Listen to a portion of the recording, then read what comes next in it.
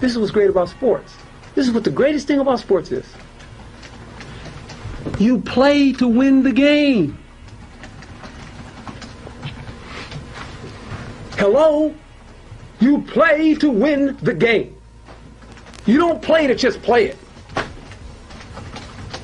That's the great thing about sports. You play to win. And I don't care if you don't have any wins. You go play to win. When you start telling me it doesn't matter, then retire. Get out. Because it matters. You don't get to quit. It's not an option.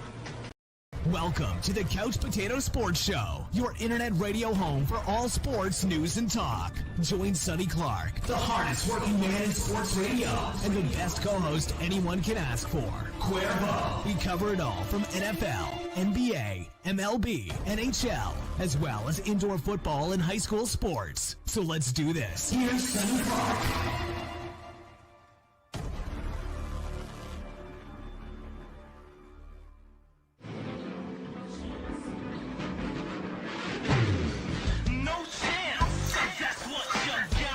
All right, everybody, welcome into the Couch Potato Sports Show. It is me, Sonny Clark, the hardest working man in sports radio, here on our 3-hour extravaganza. That is what we call the Couch Potato Sports Show. Hope everybody's having a great day as we get all set for the big game. I mean, we believe it or not, it's been about 22 weeks since we started this whole thing as far as what is called the 2021 season, as we ended off into the 2022 season. Now, that being said, of course, that's the name of the show on a Sunday morning. We go ahead and bring him on in because he's here. There he is, the one, the only, Obi Jim Obenauer on a Sunday morning as we get all set. It's a little bit early around here, so I don't know if the whole family is still asleep or not. Good morning, my friend. How you doing? Good to see you. We're doing good. Good. Yeah, and what did you just shave your head, or am I just not seeing this? This was yesterday. Okay, all right. I didn't say, hey, put your camera down. We can't see your chin, for goodness sakes. You know, it might. There we go. Good to see you. Hey, now we didn't talk a lot about the Super Bowl yesterday. If anybody checked the Facebook page, you saw we got together. Since I am down in Arizona for a family, I stepped in to see Obi and his lovely wife, and so we didn't really. We touched on a few things. We stayed away from it because I think we knew we were going to be here and didn't want to give much away of what we thought. So, you know, now that we are here and we are set, Super Bowl Sunday. But first of all, are you having a Super Bowl party? Or what is your plans? Are you just hanging out? Or what's your plans for Super Bowl? Just hanging out with the family, just the wife, my son, and my daughter, and cooking up some good old-fashioned barbecue ribs and having some buffalo chicken dip, and we're going to enjoy the day today. What's your address? No, I'm just kidding. Anyway, head on over there. Hey, you know where we were yesterday? About 3 miles south is where I live. It's south of that. That's right. Yeah. So it's south of where it was. Okay. I thought it was, let's see here. I thought it was west of where we were. So very well. I kind of know where you live. You live off that golf course in that area. As far close as, to, right? Close to Trilogy. Yeah. So, now that being said, you know, we get to this game. It's almost like a bittersweet kind of thing as we go through, you know, what used to be 17, now 18 weeks of the NFL. And now we're about ready to fade off in its glory here for, you know, a few months, you know, until we start kicking it up. You know, we'll obviously be covering it and everything. But I will say this as far as good morning, DC. Dennis Clark is in the other room checking us out here on the Couch Potato Sports Show. But yesterday, Dennis. Yeah, it's good. And let's see here. Yeah, Super Bowl pig out is about ready to happen over here too. So as we get ready again, we're about ready to go into the darkness of what is called the off season. But the NFL off season is really an interesting thing.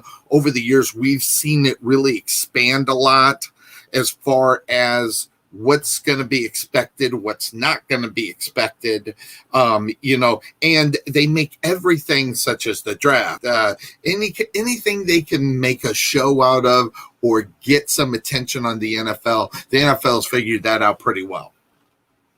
Yes, they have. Yeah, it's almost like a year-round thing anymore. Yep.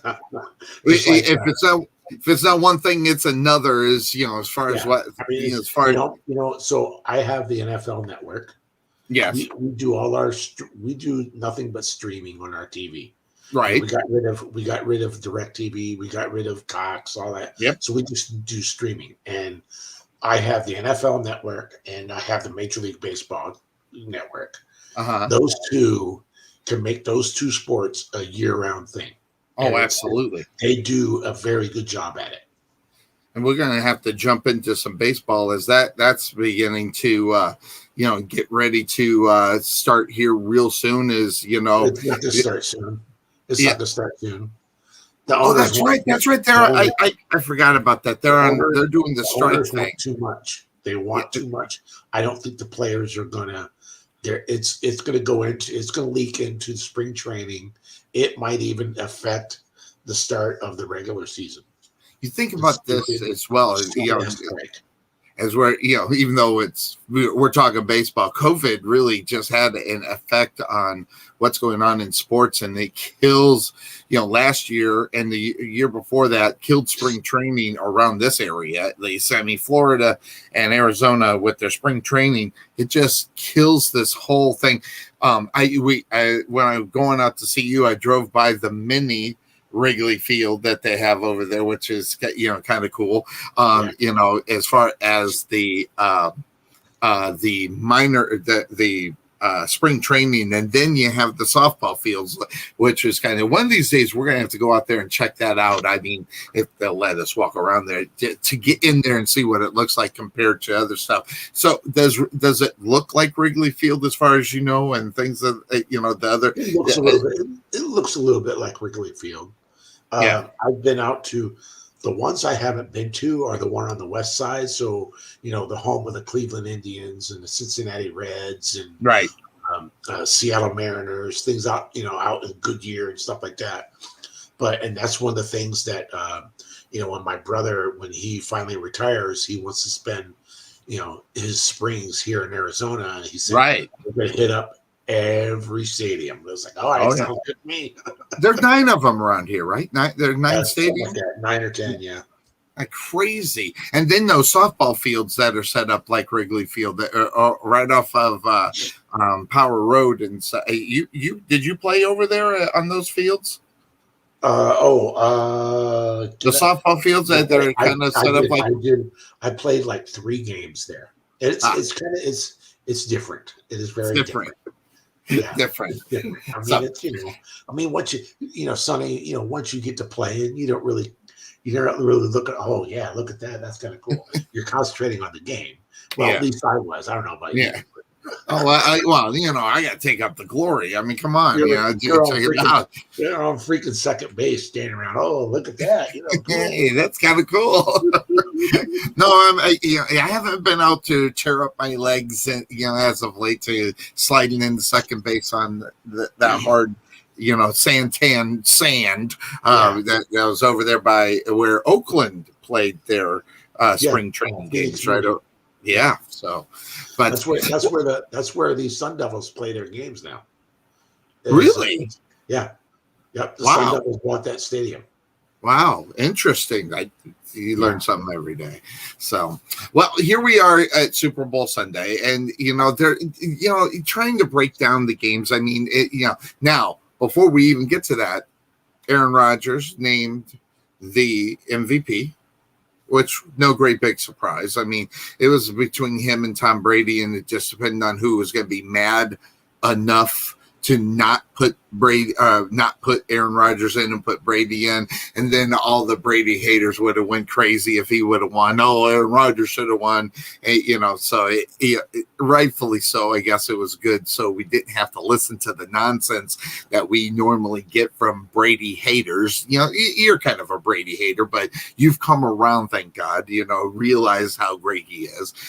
But how about him going out on top?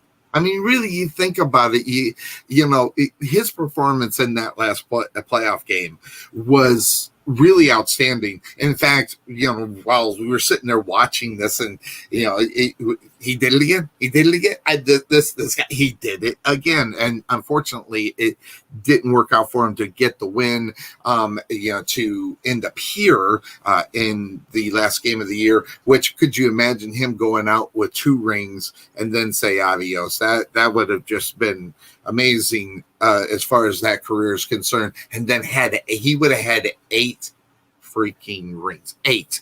Now, think about this. The 2 against the Giants that he lost, he could have had, if he would have won this one, got in this, he would have had 10, 1 for each finger, and cover up that wedding ring, So, but man. Just think about those. 2, the lucky catch prevented him from winning the Super Bowl. And then the Randy Moss team just not making it, and just that winning those 16 games, and then going into it, there was one more game more than the Dolphins won. So the Dolphins couldn't stop until Super Bowl that year as far as the undefeated season. That would have been interesting to see how that ended up going, but. I heard something. I actually read something very interesting about something that Tom Brady said, and I don't know if you saw this. I can't remember if it was this week or last week, but I was reading something where it was an interview, I think, and he was telling somebody, if it wasn't for the tuck rule game, that he said the next season, if they would have lost that game, he said the next season that probably Drew Bledsoe would have been starting. And he would. Can you imagine that? Tuck rule is the one that started the whole run. Yeah, and then never mind all the controversies. I use those air quotes, and I've seen replays again, kind of refresh my mind. Yeah, that was a fumble. Yeah, well, by today's standard, maybe I go back and I listen to people talk about that whole situation, and and how he's. I don't get where people come from. Why he thinks everybody thinks officials are on his side. Like I just don't see Tom Brady after the game and the referee's going, "Psst, buddy." And take care of them. I don't see where that ends up happening, or I guess someone else pays him off, so he didn't do it. The nonsense about Tom Brady as far as his cheating, as far as his advantages and all this other stuff. You know what? That just goes to show how much hatred someone could get by just being so damn good, that it just takes away from the fun of who Tom Brady is and what he's done. But if you don't fall for it, you could enjoy it. But a lot of people wanted to hate him. So I think you were a hater at one point. Yeah, you're a Tom Brady hater. Okay. Yes, I am a hater. Absolutely. But I will say, have I been not saying this all year long? You had to come around. Tom Brady is the GOAT. Yeah, see, it's about time you came around. It's about time you came around. I've been saying it all year round. All year long, I've been saying it. See, it only took you 21 years to really get it. That's because, number one, he's from Michigan. Well, yeah, I know. They hate it. We were talking about that yesterday. The whole, how can I say, Deflategate. Right. Which, by the way, Deflategate once you go, there's some background on the deflate gate and everything else, which kind of shows that it really wasn't deflate gate. Do a little research, dive in that a little bit deeper. There's some real interesting things about that. I won't get into it today, but yes. But this dude is, I mean, he's okay. It comes down to the guy. I mean, you watch him on the sidelines, you know, during games over his years, when he was with the Patriots and when he was with the Buccaneers, he commanded respect. Yep. And he commanded his mind was always in the game. Right. And he knew exactly what defenses were doing. This guy, he was a winner. Yeah. He was a gamer. And when you take a look at a defense and know what's coming your way, you know, at the time. See, it's one thing to sit back, be up in the skybox and see what's going on with Tony Romo, seeing what's coming in. You can see the whole damn thing, but when you can see it at ground level, it's just totally different. Or obviously Tony Romo would have been the Super Bowl quarterback. I mean, if he was as smart as what he is up there, when you can see the field the way Tom Brady sees the field, or just know situational football, that is where you get the greatness of Tom Brady. It's not about the yards, although he had them. A lot of, if you take a look at Tom Brady's yardage and things, a lot of it, a good portion of it is yakety yak. I mean, yards after the catch is the big thing for him. You know, getting the ball, Wes Welker, all these guys that really kind of pushed that ball down the field. It wasn't just Tom Brady at the same time, but Tom Brady also brought names like Wes Welker, which you would have never heard of in the NFL. And when you take guys who are in oblivion of mediocrity, and you just raise their game to where people go, hey, I know who that is. It's now the year, unfortunately, for Randy Moss is the fact that they did not get that win with Randy Moss, and then the big talk would start, Randy Moss compared to Jerry Rice, which there's no comparison, but I guess if you need something to talk about, if you add the Super Bowl on top of Randy Moss, just imagine some of the debates, some of the things that we would be talking about as far as his greatness and where he really is. Is he right there with T.O.? Is he above T.O.? And, and there's those talks will never go away if he would have won that Super Bowl. It would be interesting to talk about. But as far as you, and now Cuervo and I, we've talked about this a lot. Where do you put Randy Moss? I mean, you obviously have your greats and everything else, Jerry Rice, which, by the way, if you think someone else is the best receiver in the NFL, you're wrong. So, yeah, and that's not by opinion. That's just by fact. So, but I mean, do you think Jerry Rice is the best wide receiver to ever play the game? And where do you think Randy Moss fits on that list of greatness? I mean, because he is great. Where do you think? And I'm asking you for a reason, because you and I, when we start talking about players and their attitudes and who they are, we are kind of on the same page a lot when it comes to that, as far as what we think about certain players and their attitudes toward the game and their attitudes just in general. Who and where do you think Randy Moss is on that list, and who you think is the number one? And if you don't say Jerry Rice, I'm going to knock you down an inch shorter than you already are. Okay. I will try to give you at least my top four. Okay. Top five. Okay. Okay. Are you number one? Jerry Rice. Oh, good. At least you got some sense to you. Please. Now, Jerry Rice, I'm going to say number two. I'm going to say, even though he does not have a ring, is Larry Fitzgerald. Larry Fitzgerald. Okay. Number three. Are you ready for this? Okay.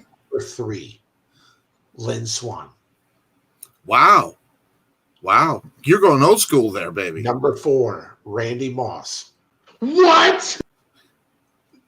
And number five, I just might have to put in. I'm thinking, and I might be missing somebody, but I'm going to say John Stallworth. You are missing one that did not go to the Hall of Fame induction ceremony. Did it at Chattanooga? Michael Irvin? No, Terrell Owens. Terrell Owens. Please. Yeah, you over your head. You're just waking up. You're just waking up. Jesus Christ. I am not just waking up, dude. I've been up since 4. Come on, I fed you the excuse. Come on, now, for God's sake. No, Terrell Owens. I'll replace John Stallworth with Tio. Yeah. I've always had Jerry Rice at number 1, and that's where hands down, dude. Without question. But listen, and I know I'll have people barking at me. Terrell Owens is the second best wide receiver to play this game.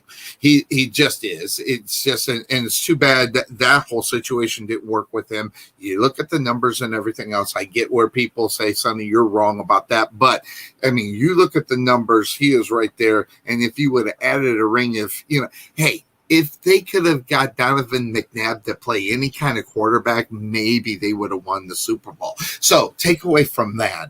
And I have Larry Fitzgerald number 3. I think that's where that guy needs to be. And he is so underrated. And it's not just his game, or it's not just the stats. You just say, watch the damn game, is what we always say on the show. Stole that line for Randy Galloway, ESPN 103.3 ESPN in Dallas. But, you watch the damn game and you see what he does.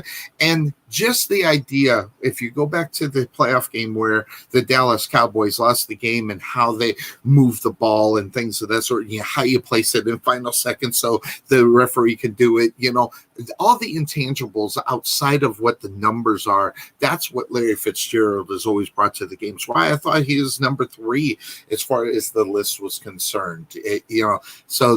And then I got number 4. I have Randy Moss. That's where I put Moss in the whole thing, just behind these guys that are just outstanding, fantastic players. You and we both had Randy Moss in number 4 then, right? Yeah, number 4 is where I have him. One of the things I want you to think about Larry Fitzgerald. Oh my God! I knew it. It's the young school. That's why I'm the old school. I bring it. Think about something about new school. So when Bruce Arians came in as the head coach for the Cardinals, Bruce Arians moved Fitzgerald from the outside into a slot receiver. Yep. And Larry played slot receiver for his last 2-3 years. And this dude still got it done. Yep, still got it done. That, my man, right there tells you a lot about that player. His intangibles of the game are really right there. Again, you go against numbers. Route running when you're not getting the ball.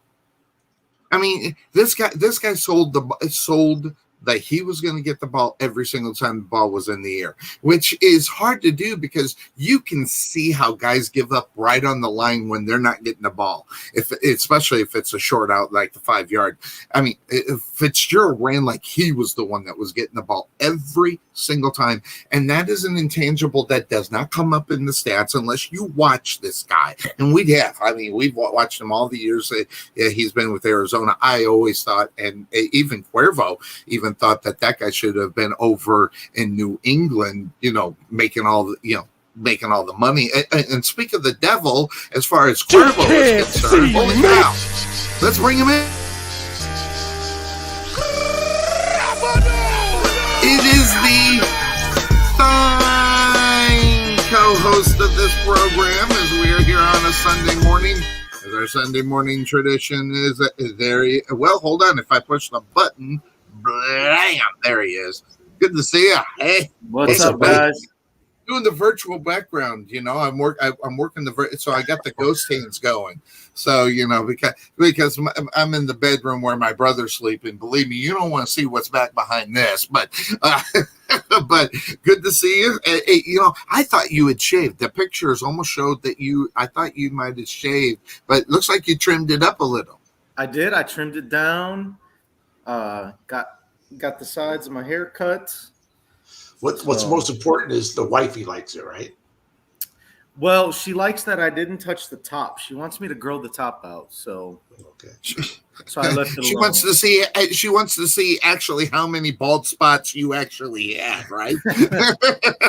Either that or just style it up somehow. But yeah. Well, the problem is when you don't have nothing up there to grow. See, there's she nothing actually there. wasn't too thrilled about me trimming the beard. She wants me to grow it out, so I'm gonna grow it out. I'll grow it out again. By the way, I hate Facebook and I hate phones. All right. I hate phones more than I hate Facebook because I got the wrong name on that thing. So it's just like, but it is what it is. Opie's probably like, what are you guys talking about? Yeah. Thanks. I just saw him yesterday trying to monkey around with his phone yesterday. Good Lord. I hate that. I hate those phones. By the way, that woman was throwing knives yesterday. I mean, she damn near caught me right in the leg with that knife. Now, good thing it was a butter knife. We were at the place with some lady. She's thrown knives at Sonny, man. She was opening up the napkin. This thing went flying, and it just finds me everywhere I go. It just finds me. You asked Sonny. That was a great place to go. Oh yeah. He would like it. I'm surprised you didn't do any. I'm surprised you didn't do any of the micro beer. I thought I almost expected you to have a little snippet. See, I was gonna do it, but then when you ordered iced tea, I was like, all right, he's not. I didn't think about it either. That's the thing, because I wanted that Western. I wanted some food, so it ended up with the Western burger. So that is a good place. Everything was good except for the coleslaw, right? Yeah. Oh God, that was bad. That might have been the worst coleslaw I've ever eaten in my life. So it's that crazy. You like coleslaw? Yeah, oh God, God, coleslaw is great. Not a fan. Not a fan. You're out here. That's where we're going to meet up, dude. I'll take you to Barrio. Hey, by the way, my brother makes the best coleslaw. He makes the best. So hopefully he does that. Anyway, hey, here we are. It's 17 weeks. Today's the day. Yeah. 17 weeks 18, right? 18 now, yeah. Yeah, 18 weeks of the 17 NFL games. And it comes down to this. I mean, my gosh, we are here at the Super Bowl, Super Bowl Sunday, which is, what it's all about in reality. You think about this, and all the talking now comes to an end. Obviously, we'll talk right up until the game from some of the other, pregame shows and things of that sort. And we were, Jim and I were talking about this yesterday. Where are you? Have you finally picked a team to win this game yet, Cuervo, or are you waiting to hear some of the knowledge that'll be let down? Maybe we'll hear from Bryce. God, I hope we hear from Bryce. That'd be almost disappointing we don't hear from Bryce, especially having Jim and everybody in here. So it would be, or do you have a pretty solid idea on who you think is going to win the game? Yeah, I do, Sonny. How long did it take? Not as long as you would think. Here's my thing, though. I've come to the conclusion that I believe one team is going to win, but I'm going to kind of be cheering for the other. God, we were just talking about that yesterday, and And I don't know if I got enough to pull the trigger. See, and that's the reason why I like to listen to everybody, because they'll say something that I might not have thought of and go, know what? That's what's going to win the game. I mean, I have an idea of who I think is going to win the game and why, but someone will say something that I didn't think about, and then boom, all of a sudden I'm changing my pick. So I reserve the right until I hear from Bryce and anybody else who might be coming in. I sent out all the invitations, so hopefully everybody will get in. Allow me to throw my pitch at you at how you should play this game. And it's it's actually extremely simple. You just don't overthink it. Whatever you feel as far as like, this team's the more talented one, that's all there really is to it, because that's how these teams got here. They got here on their talent. They got here on being able to execute certain things well, and that's how you become a good football team. It's really that simple. You would think it's that simple, but all right. That being said, of course, that's the name of this show. What do we do about the idea about intangibles of the game? And well, hold on. That being said, of course, that's the name of the show. His ears must have been like ringing really loud because someone is in the green room, and I'm gonna bring him on. The best file. Huh? Yeah, yeah. Can you dig it? That's fine. I don't know. Can you dig it? That's all. Push the button. Why is this? All right, I'm on the Pro book, so let's see if this works. Come on, right?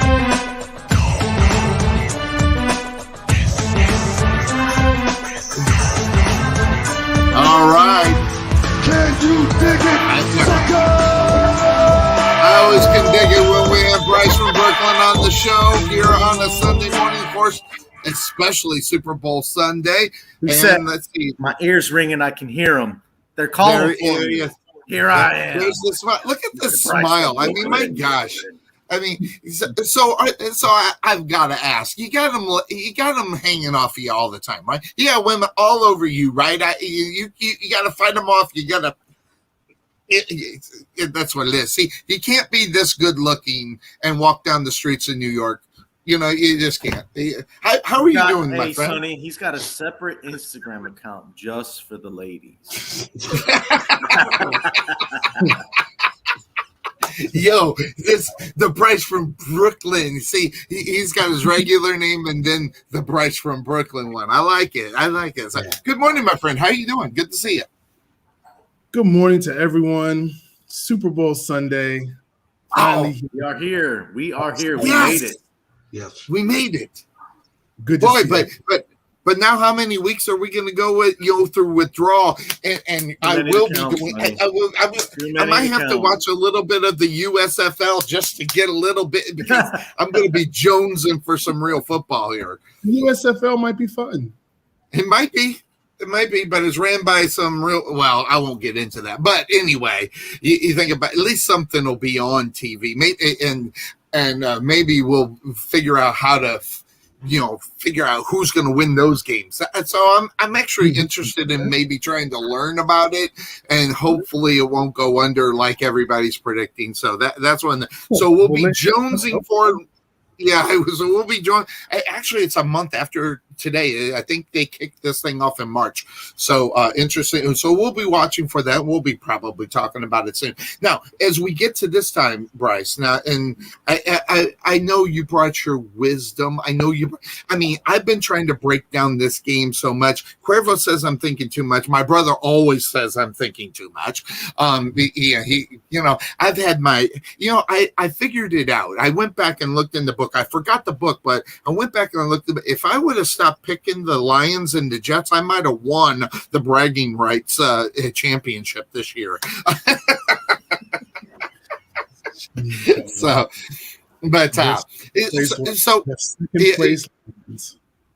Yeah, exactly. Now that being said, you here.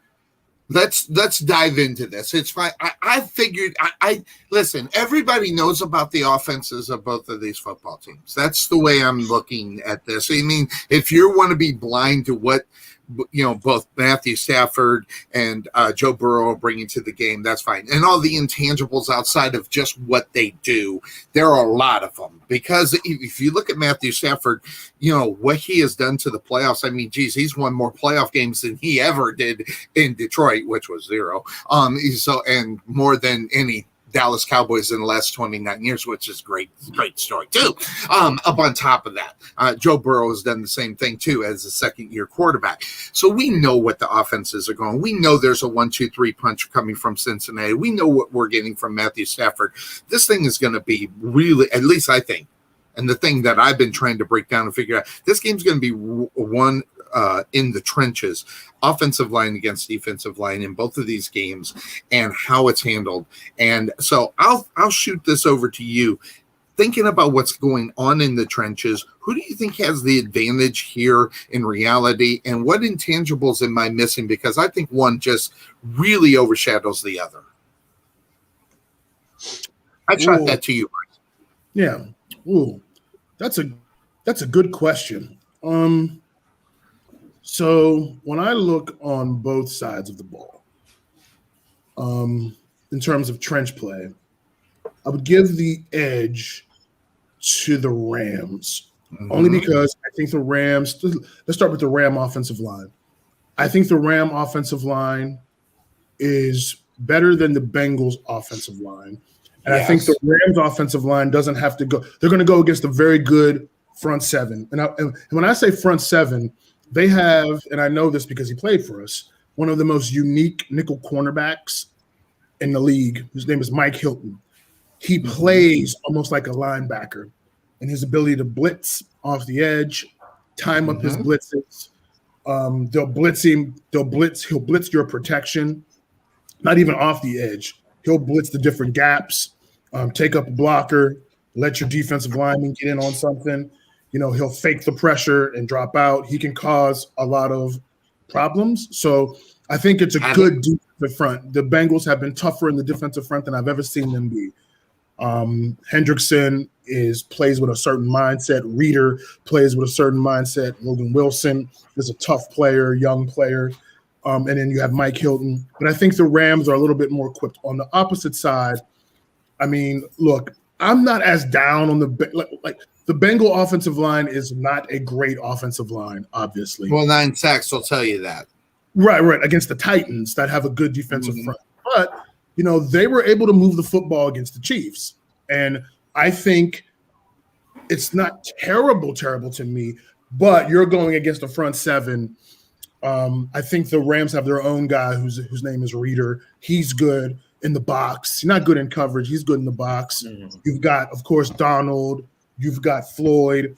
You've got Von Miller. I mean, those guys are loads to block down in and down out, and they're going to move those guys around to try to create some mayhem. So I think the Rams have the edge in the trenches. I think you're right. And when you think about, I went back and did a little research, and I looked at where these teams were at the beginning of the year regarding rankings, not my own. I had my own, which were bad enough. But I mean, I looked at some of the quote unquote experts, and guys had the Rams as the number 4 defense in the NFL on the defensive line. The number 4. All right. And then they added, and that was before the season started, then they added Von Miller. Oh, good Lord. How does that not push you up at least to number 3 as far as that is concerned? The way these guys are dogging Cuervo to get to the quarterback, that being Von Miller as well as Aaron Donald. Obviously, hey, by the way, congratulations for T.J. Watts winning the Defensive Player of the Year. But Aaron Donald's right there at number 2, chewing to get to quarterback. So Cuervo, I mean, you got one guy that is sitting right there on the verge of maybe winning his 2nd Defensive Player of the Year if it wasn't for T.J. Watts having the year that he had, which he might not have won last year either, but it is what it is. And then you have Von Miller on the other, well, not really on the other side, as Obi, explained to me, and I forgot. He moved. He's in on the middle a little bit. So in a lot of guys, a lot of teams are triple teaming him. Now he's going to probably go down to a double team in this game because of who's on the other side. Von Miller, you can't make. So if you double up Von Miller, you double up Aaron Donald, that's going to leave a lot of holes in reality. So one of them is not going to get doubled. And which one is that going to have to be? And I think that's going to be Von Miller. And that's one of the things I was looking at in this game. I think Von Miller, Cuervo, could have the defensive player of the game right here in this game in the Super Bowl. So, you looked at the defense. You think Sonny Clark is overlooking this because you think based upon what you're saying, is one team is just that much more superior than the other. Yeah, I mean, it just comes down to the talent on these teams. When you look at Cincinnati's defense, and I'm not trying to knock them because they've obviously done what they had to get them to this point. Right.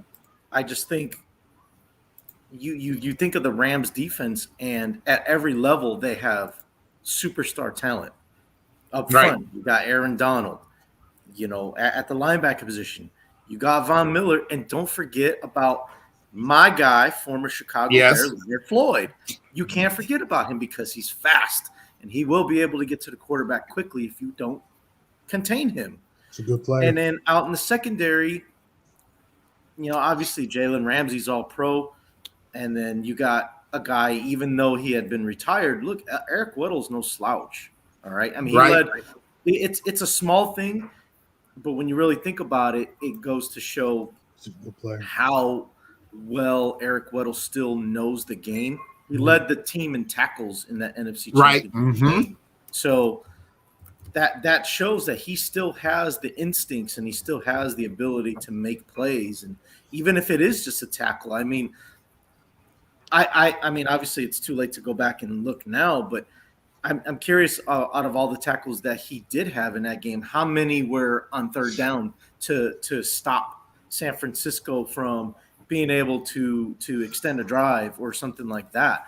So even though tackles don't sound, it's not a flashy stat, it's still it can make an impact in the game. Yeah. And my brother is looking at the game a little bit. My brother is a Rams fan, not necessarily LA Rams, because he's a St. Louis Ram fan. So he actually had to go over to the East Coast to continue with his team. And I don't even think he thought the Rams would be where they are today. And really, you looked at it. I had the defense of the Rams pretty much in there. I had them top 6 or 7 somewhere in there, and then adding Von Miller.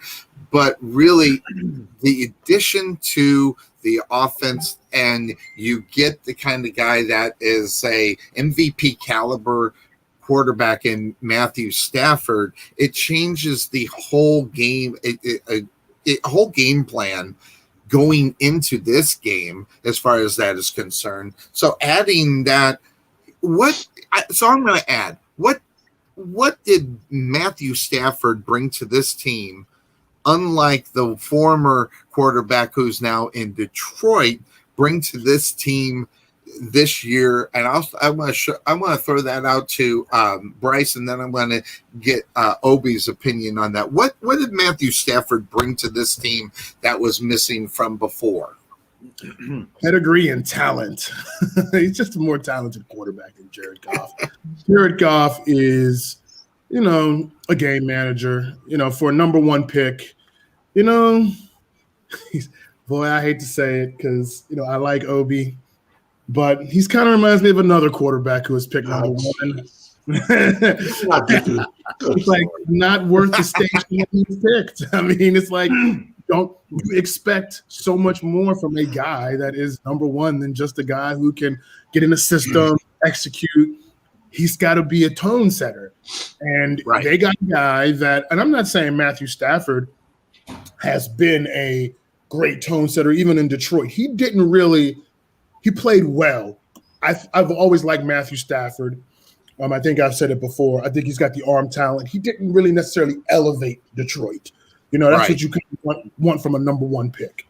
That could be from culture, though, in reality, when you're thinking about Detroit. Absolutely, because it does take a team. But he is a significant upgraded quarterback over Jared Goff. I mean, Matthew Stafford gets into trouble not because he can't play. Matthew Stafford gets into trouble with his mistakes because he has so much confidence in his arm, because he can make throws that Jared Goff can't make. So it causes him – it's almost – it's like a lot of guys with that type of talent. They'll try to stick throws in there that they shouldn't because they're like, I can get that in there. And that's where his mistakes come from. Then you add those weapons. Right. So, that was a great move. You added a quarterback that can get you over the hump, and that's definitely what Matthew Stafford has done so far. Yeah, and Obi, I know that when you obviously being a Bengal fan, and then you have the North team up there in Detroit, especially with your wife, kind of, I don't know if she necessarily roots for the Lions, but I think there's always a little bit from people who are from Michigan. They always got a love-hate relationship with the Lions. Believe me, I know. And that being said, so you knew who Matthew Stafford was. I mean, what do you look at when you take a look at a Matthew Stafford compared to a Jared Goff?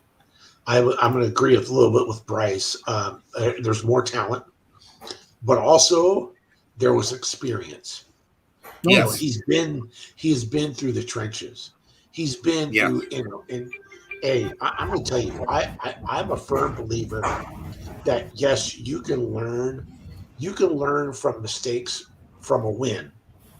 But I think you learn a little bit more from mistakes that you've made in a loss. Because you start focusing a little bit more. Oh, I made this mistake. I got to fix that. Now, the caveat on that is that what Bryce said, Matthew Stafford has confidence. And he's going to make those risky throws. And probably more than half the time, he's going to, complete those risky throws. So that's kind of what I think. I think the Rams, they were like, hey, you know what? If the Lions are interested, let's make this trade and see if they're going to bite or nibble or whatever else. And they did, and everybody in that upper management office was like, hey, you know what? They're willing to trade Matthew Stafford for Jared Goff. Let's pull the trigger right now. Hey, I can't dial that phone quick enough. Or I can't answer that email quick enough, right? Absolutely. So, and here's one of the things I want to talk about. We're talking about Jared Goff, Matthew Stafford, and all this other stuff. I'm going to tell you something right now. I truly believe, no matter if they win or lose, this is going to be a real learning experience for Mr. Joe Burrow. Oh, God, yeah. This kid's got talent. This kid he's got that moxie, man. He has got, and he's got that it factor. He is almost like nothing phases him. Almost like a young Tom Brady. The dude's 25 years old. I know. I'm not saying 25 years old, and could you imagine if he didn't get hurt last year, the experience that he would have had through the time of those games that if he actually played, could you imagine where he would be even at even more of a level of where he was to this year compared to last if he didn't get injured? I mean, you're talking, all right, Mac Jones is him and Jalen Hurts, 23 years old. Both of them, depending on what you think about or listen to, I don't see Mac Jones or Jalen Hurts anywhere near the talent that a Joe Burrow brings, because Joe Burrow brings that pocket passing idea more so than a Mac Jones, because Mac Jones will take off and run. Kyler Murray will. So will Jalen Hurts. So, and look at what Josh Allen is doing, using his legs wisely. So, Cuervo, these young cats that are coming into the league, obviously we've had some of the old school guys go out of the league. I mean, looking at the quarterback, now we got the new school of quarterback. So I bring the new school of the Couch Potato Sports Show in, looking at Mac Jones, Jalen Hurts, Kyler Murray, Joe Burrow, and Josh Allen. Those 5 dudes, we got another 15 years with these guys about ready to do. Who do you think is going to have the more successful run at the quarterback position in their career? Out of those 5? Out of those 5. I mean, we already know who Patrick Mahomes is. We don't need to go there. But he's 26. These guys I named are 25 years and younger right now. So who are you talking about? You're talking about Mac Jones, Jalen Hurts, Kyler Murray, Joe Burrow, or Josh Allen. Okay. Which one of those? Who do you think when we are able to sit back, if we're not dead, sit back and watch these guys play football? Who do you think is going to end up with the better quarterbacks? within it. Do you see Mac Jones actually making a run for it? I'm worried about Jalen Hurts maybe being better, and I'm worried about Kyler Murray. And we're going to get to that in just a moment. But Joe Burrow's what he's doing already, Josh Allen, what he's done already. Interesting, and then you got those Mac Jones, Jalen Hurts a year or two behind them. I know this is going to be a really vague answer. I think it's a toss-up between Burrow and Allen. And right now I can't really put my finger on it who's going to have the better career. It just all depends on whose front office takes care of their guy better. Yes. I mean, I know it's kind of a beat around the bush type answer. I just don't know because we don't know the future in the way the NFL is now with free agency and draft and trading and all that. Or even style of play. That's where I was headed. The style of play of this, the NFL, the old school traditional pocket passing quarterback is almost going away. I mean, when you got a Mac Jones, a Jalen Hurts, Kyler Murray doing Josh Allen to a certain extent is one of the best running quarterbacks.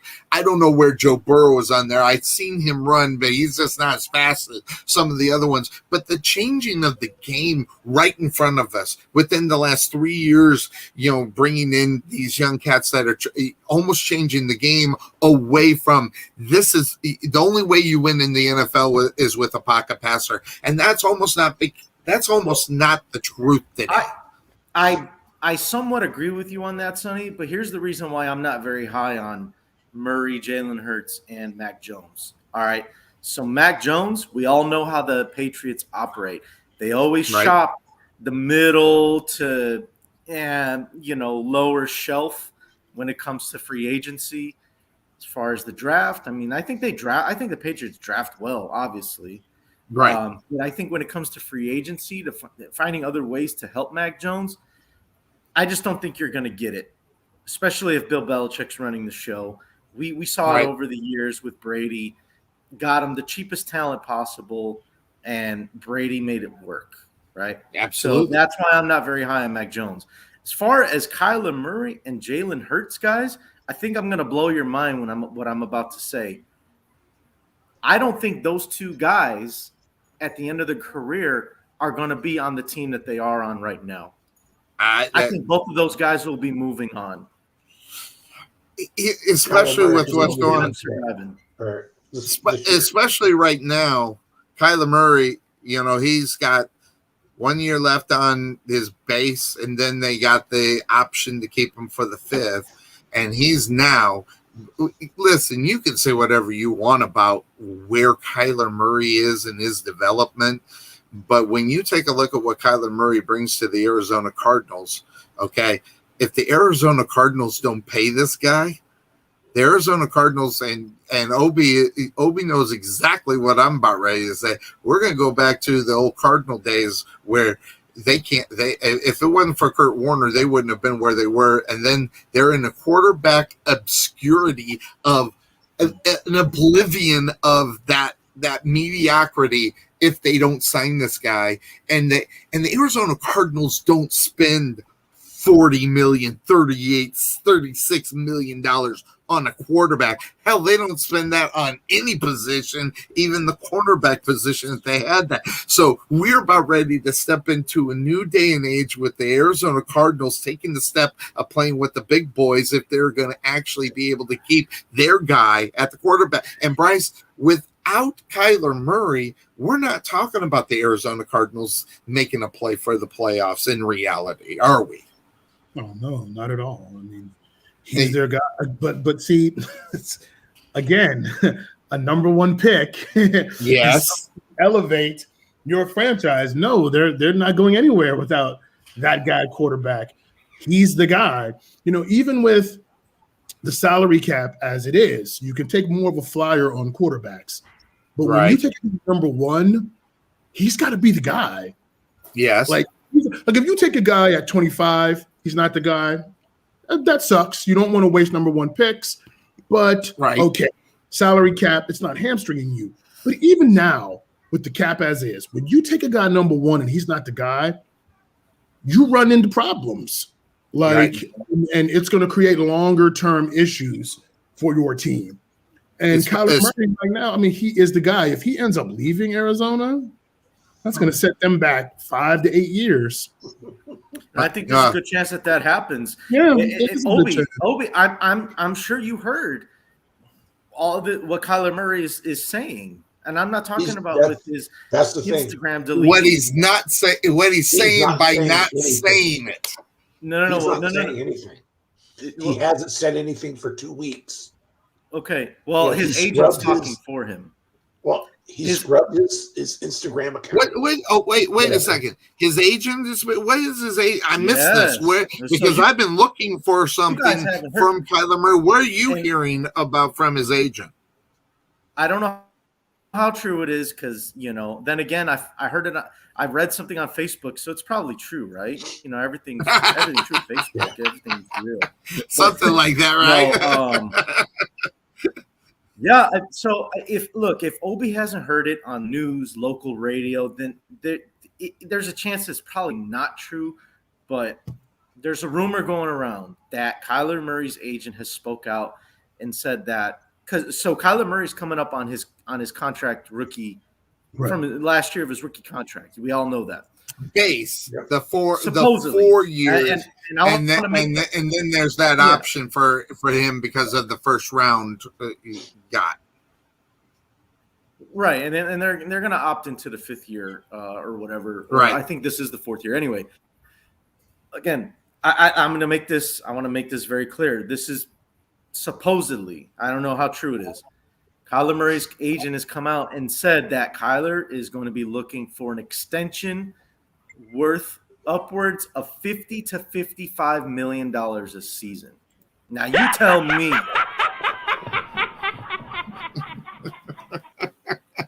See, and I never fail to bring Joe out. So Joe has to come out. But I really. You really want that? You think you've done enough to get that type of money? Well, some people argue that when Dak Prescott started pursuing that, he wasn't worth that money, and some even question if he's worth it today based upon his performance last year. But he's laying the foundation of that number you're talking about. I didn't hear what Bryce said. What did you say, Bryce? But Cuervo, here's the thing. I agree with you. Like, to become the highest paid player or quarterback ever, sure. Based on the production, no. Like, you didn't do Patrick Mahomes. You didn't win a Super Bowl within your first, 3 years or what have you. But this is the growing rate as the salary cap increases to have a franchise quarterback. This is what you sign up for when you take a guy number 1 and he performs. Or even if he performs, even if he doesn't, he's still going to ask for the market rate because he is drafted number 1. So there is another team that will remain nameless that I am hoping opts in for big money to their number 1 drafted quarterback. I really think they should.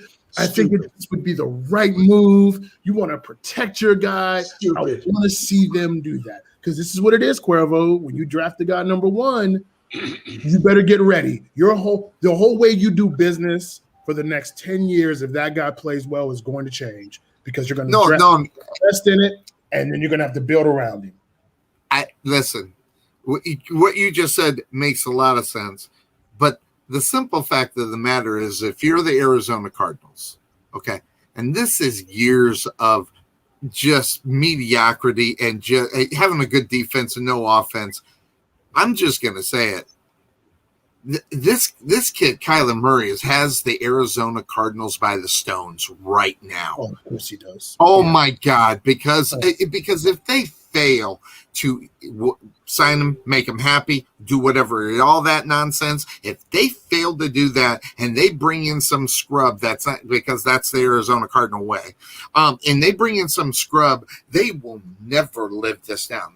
Listen, the fans of Arizona are sick of the Cardinals. Listen, Obi's gonna agree with me. We've watched this team go from having a guy that quite possibly could have been a great, with Kurt Warner. You even go back to Jake Plummer, to a certain extent, and even go back to Palmer.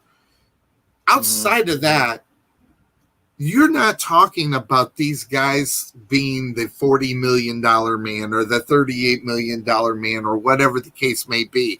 And what Kyler Murray did is put the Arizona Cardinals in a position where they got to pull up their big boy pants and play NFL football business, not football on the field, but football business, which is one of the reasons why the Arizona Cardinals may be in trouble with this, because of the Bidwell family thinking.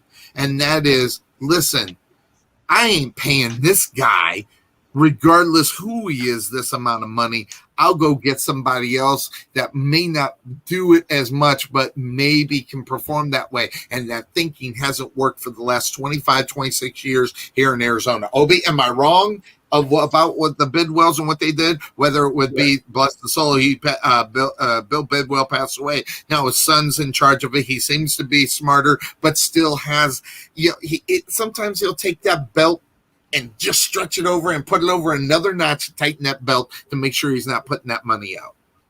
Here's the thing. Here's been the talk the last 2 weeks. It's been a lot of talk here about what Kyler has done, right? To social media, right? And what I said is it's about what he has not said publicly, because he hasn't said anything.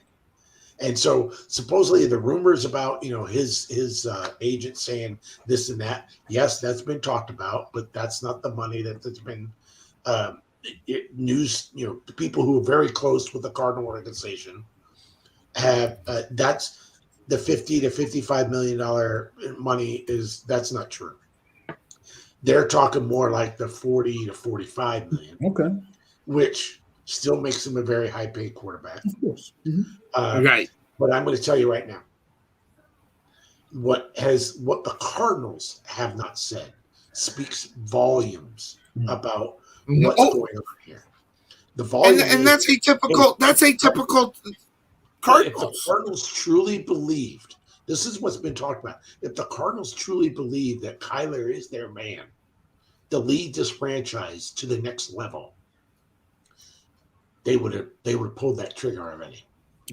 But what they're balking at is, hey, what have you done the last 2 years over the last 5 or 6 regular season games and the playoffs? You haven't taken us to that Aaron Rodgers, Tom Brady level type of play in the playoffs and to close out the regular season. Yep. Now I'm going to go on and I'm going to tell you right now, the Cardinals will not pull the trigger on this. Not at that number. Not at that number. And by the way, just think about Dak Prescott. Okay. Yeah. Jerry Jones did not want to pull the trigger on Dak Prescott. And then he got into a point where he didn't have a choice but pull the trigger on Dak Prescott. And look what he's getting now. Yeah, well, and you get to use the injuries as an excuse too. If you look Dak Prescott, what he did with his injuries, he still got paid anyway. That's what Jerry Jones does, though. Yeah, he likes to do this. Throws money at people. But man, I want to comment about what you asked about those 5 quarterbacks. Okay. And you didn't name Mahomes, but I'm going to also put Mahomes in this because he's 26, right? Yeah, Here he's 26. 3 quarterbacks that remind me of a little bit of about another quarterback who was a pain in the ass to my Cleveland Browns back in the day. These 3 quarterbacks, Mahomes, Burrow, and Josh Allen, have this all other weapon that they can all pass from the pocket, but the weapon is when they need to run and they need to get that first down, they do it. And that's the it factor a little bit of what separates them, those 3, from the Kyler Murrays, the Jalen Hurts, the Mac Joneses. You make the other team pay for playing a certain type of defense. Those 3 quarterbacks right there, I think, are going to have very successful careers. and just have gone that extra level of being that type of quarterback. Kyler Murray. Well, that type of quarterback only stays successful as long as they have the guy that's doing it right now to continue to do it. So how long will Andy Reid stay in Kansas City? How long will, when you look at Josh Allen with their new situation, their offensive mind, their coordinator now goes away. So how will that work? So that right there, I think, has a lot to also bring into the other intangible of coaching in reality, because you can have that talent all day long, but whether or not you're going to have the guy to lead them in the right way and put them in that situation to where they can instead of they have to is hey, Bryce, I mean, the difference between you can do it and you have to do it, two total different ways of playing football in the NFL. Yes, yes, it is. And I actually have to jump, guys, but I'm gonna give my top of the hour. Damn, I can't believe it. Jeez, it's time for me to give my prediction before I go. Yes, let us know who you got. Super Bowl. I love what the Rams have put together. And I mean, with the weapons they have and with the line they have, and just with the coaching, I think Sean McVay is a really good coach. But it really pains me to have to even say this. And I can't believe, I mean, Cuervo and Sonny Clark. I'm writing it down. I'm ready for you. This is not your business because you're not an AFC North guy. You're not AFC North guy. But Obi's going to relate to this. I can't believe I'm going to have to say this right now. I just think with the moxie that Joe Burrow plays with, and the Bengals are the hot team right now, and the fact that he got sacked 9 times and kept coming, and it didn't phase him one bit. There's like Donald and Floyd can sack him. He's not going to stop. Because not only does he have some of that Brady mentality, he literally played against the Chiefs like Roethlisberger incarnate, with his ability to take hits, get out of the pocket, extend the play. I was sick to my stomach with the way their defense plays and the way it's coached and those weapons on the outside. The sound you're going to hear at the end of this game are threefold. You're either going to hear the sound of me firing myself into the sun because the Bengals have won. You're going to hear Obi firing himself into the sun because the Bengals have won. Or Obi's going to fire himself into the sun because OBJ somehow was named MVP. Let's go. Having said that being said, that cancer. My prediction is the Cincinnati Bengals will be crowned Super Bowl champions. Cue the sound of me and Obi firing ourselves into the sun. I'm almost sick to my stomach to even have to say it, but I got you puke in your mouth, doesn't it? It just I can throw up my mouth right here on camera. It bothers me. Look at these two quotes. It bothers me so much, but I gotta try to look at it objectively. I think the Bengals have just enough magic this season to pull it out. Moxie magic. Me and you will hear the sound of Obi and I punching ourselves right dead in the face. That's what you're going to see.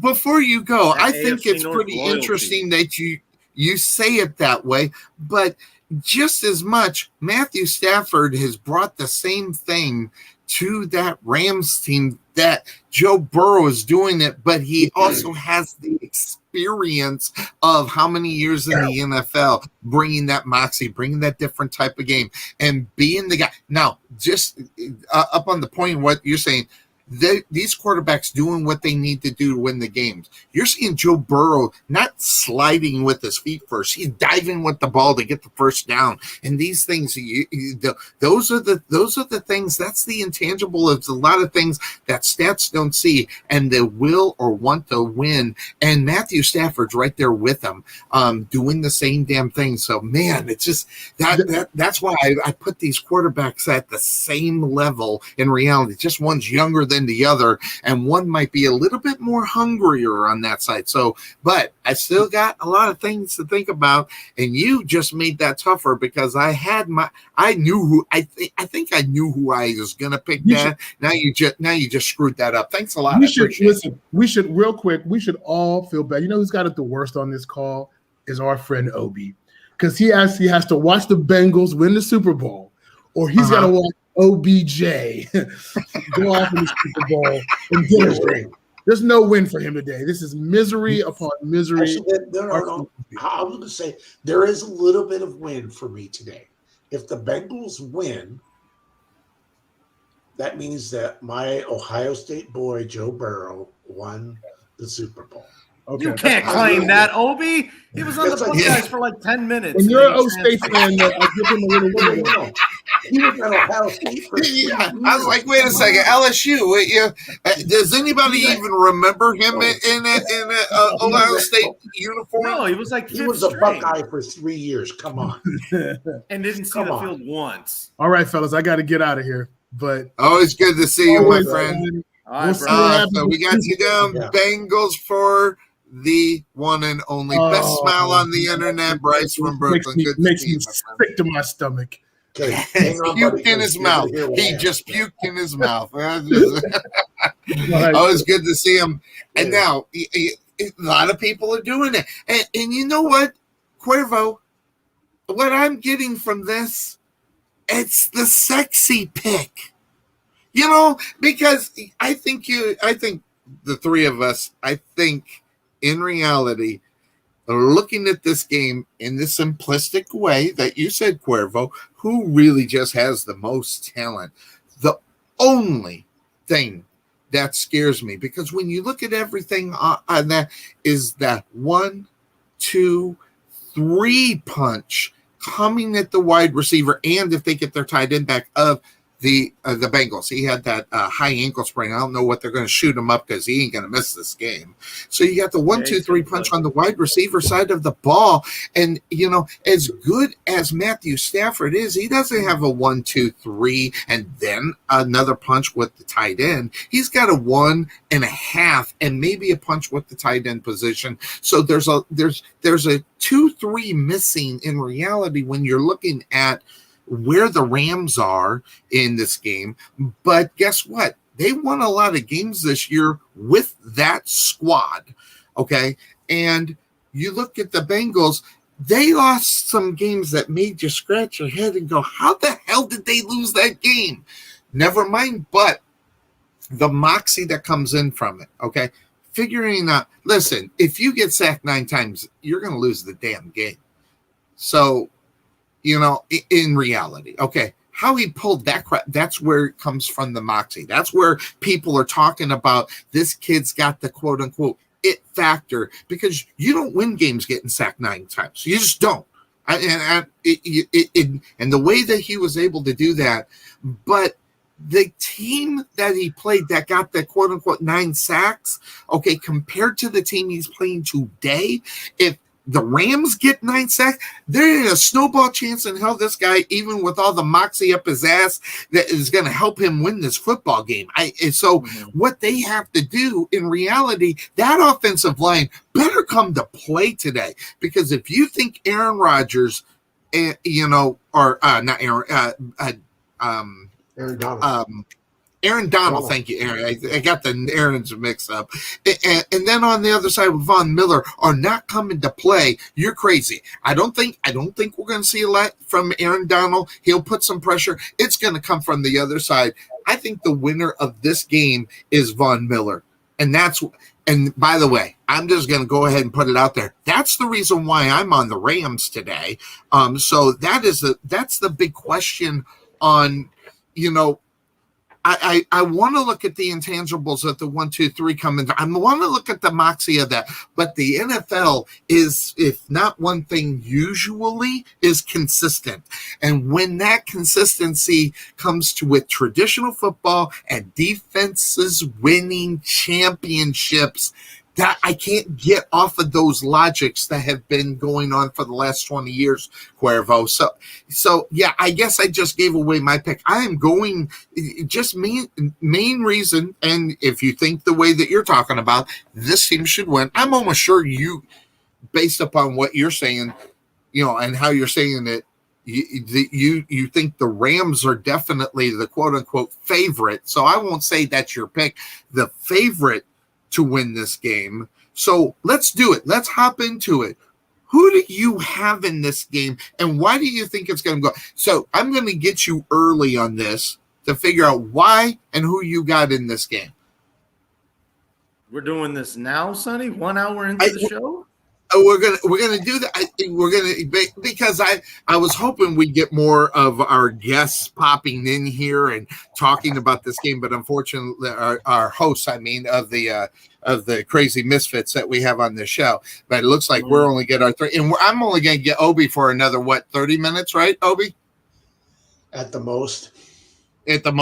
So all right, yeah. All right. Oh well, then let's do this.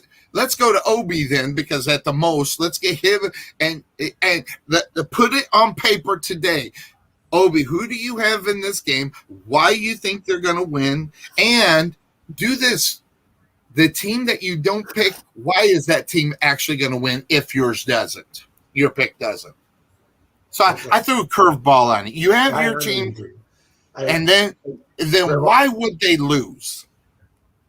So, Cuervo, Sonny and I did talk about this a little bit yesterday. And so, but I'm going to tell you, if the Los Angeles Rams have more than 6 sacks, Bengals don't have a shot. I don't care if the Bengals won the game against the Titans with 9 sacks. Don't care, because the Rams defense is better than the Titans defense. Now, I didn't say the Titans defense was bad. It's just the Rams defense is better. And if that is the issue, is the Rams defense, Donald, Miller, whomever else they have on that line, and Floyd, they're in that backfield and they're sacking Joe Burrow, that's a problem.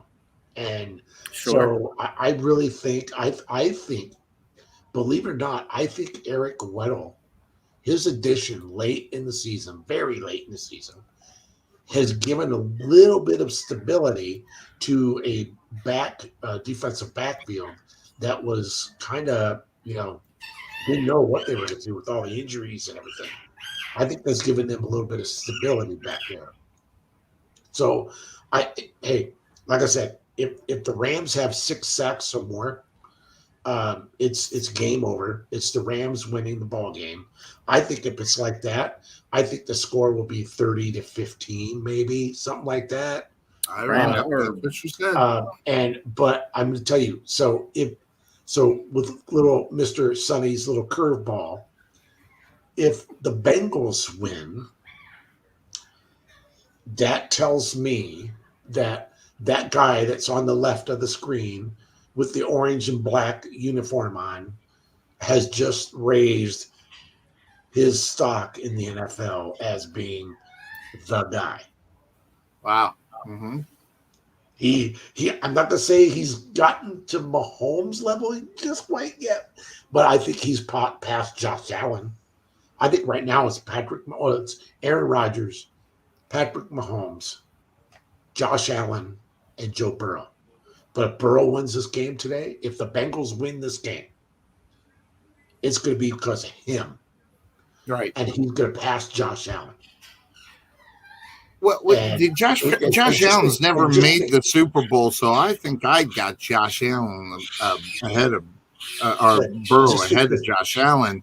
Joe Burrow will have just as many, if he wins today, he has just as many Super Bowl wins as AR. That guy that owns Chicago.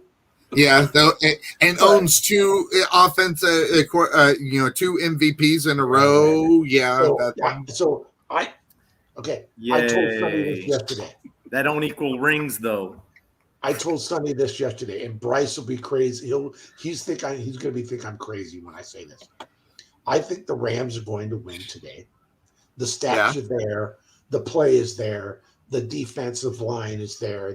I think their offensive line is a little better. So all the stats are there to say the Rams are going to win this game. I would like to see the Bengals win. Can I throw a small wrench in your pick, Obi? Sure, do it. We love wrenches. Yeah. So I don't know if you want to go Ted Koppel on this, Sonny, but I will say that the Rams will not have Tyler Higbee, the tight end, in this game. Oh, so that being said, that is the breaking news. No Tyler Higbee in this one. Mm-hmm. That's okay. So if the Rams can sustain that, then Snapper still has his, the running backs. I can't remember their names. Akers and somebody else. He still has Cooper Kupp. And unfortunately, he has that other dude that's remained nameless to throw to. Odell Beckham Jr. I'll say it for you. Stop. Number 3. You're going to give him a migraine headache. I swear to God, you are. Now, really quick. By the way, if Bryce says what Bryce said in this little in our first hour, when Bryce said that I would go to the moon when OBJ is the MVP or whatever the hell he said. Right, yeah. I'm going to tell you something right now. If that does happen, that just makes the cancer grow even faster in that locker room next year. Oh, it's not. I'm telling you, it's not over in LA. It's not. He's saying the story of the OBJ cancer is not over. OBJ is starting to get this prima donna kind of. It's all about me and that. I'm telling you, it's happening. It's spread. It's only like a low spread right now, but it's starting to seep in. And if he gets the MVP and it's all about OBJ today, oh man, it's like opening up somebody and letting the oxygen in and letting that cancer just grow. So it's starting off as what he's saying. It's starting off as just a little polyp in his ass and the Rams' ass before it goes full fudge colon cancer is what he's saying. That's right. But yes, that's my pick. So I'm on record. Rams. My pick is the Rams. But I would love to see Cincinnati to win. But it's going to be the Rams. So got it. With that being said, I got to get going, guys. I got to throw my ribs in the smoker or in the get busy. So get them ready to go. I'll be there before kickoff, Obi. Okay, all right. I'll send you my address over a private message. Okay. Yeah, there you go, and that's good to know. I'm only 5 miles. I'm only 5 or 6 miles away. Cuervo, if you leave now, you might get here just in time, buddy. Say that again. Catch the plane. I said, if you leave now, you just might get here just in time for the ribs for the game. Oh, I'll make it. Trust me. I'll make it. See you guys later. All right, be good, Obi. Always good to see you, and good to see you yesterday in person and his wife. By the way, injury report that we kind of touched on a little bit. You're talking about Tyler Higbee, who is out for the Super Bowl. That has been made official. Robert Woods, he is on IR. So that you think about that, Robert Woods has the Super Bowl with Aaron Rodgers, if I'm not mistaken, when he played with Green Bay.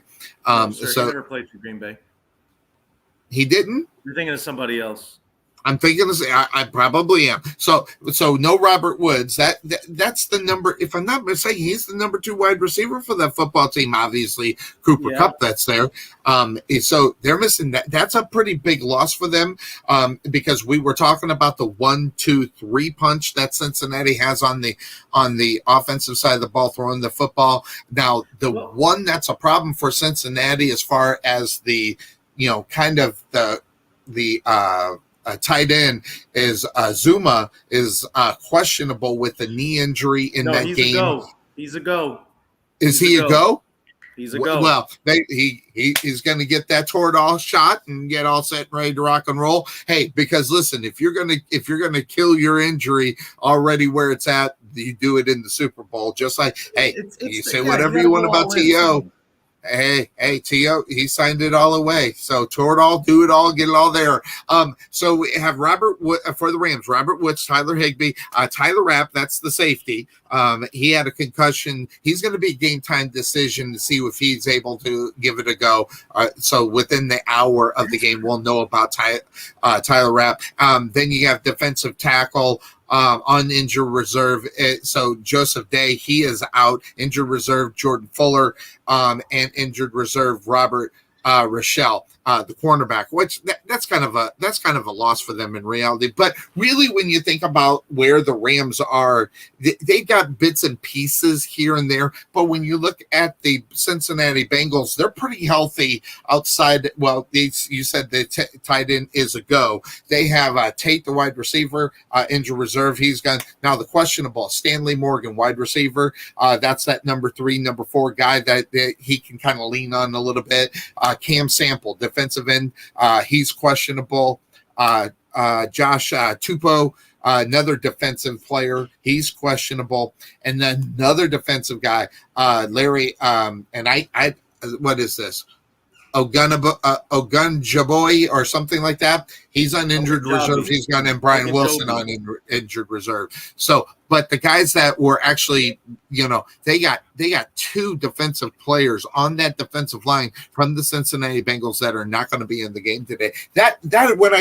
So when I look at the 1, 2, 3, and 4 for the offense, you got to take away 2, I think, from losing those guys that are on the defensive line that may or may not be there. But when you're questionable for the Super Bowl, I think you're playing, aren't you, Cuervo? I would think, right? If you're questionable, that you for should the play? If you're questionable for the Super Bowl, you're probably playing, right? I would think so, yeah. And you know what surprises me, Sonny, is that Taylor Rapp, the safety for the Rams, is still like fighting through the concussion protocols. Like he's still must have been a pretty bad concussion because he's been out the whole postseason.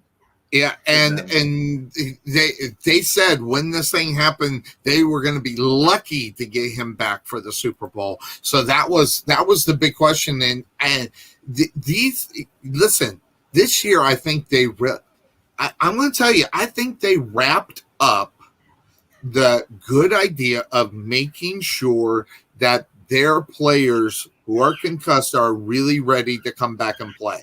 And they're just making sure that if they make that move to get them into the game, they are completely all up there. It's the biggest game of the year, so you have to have all your facets with you in order to play in this game. I mean, it is the Super Bowl, so you don't want to half-ass what you're doing in that game because those are the mistakes. I mean, taking a guy who maybe is not ready to come back in at a vital position, that could hurt your team as well. So that's gonna be a big question about an hour before game time, whether or not he's going to play. Yeah, I mean it's Taylor Rapp is a nice to have now, right? Because they've got Weddle, they have filled that that void that Rapp gave because he wasn't able to play.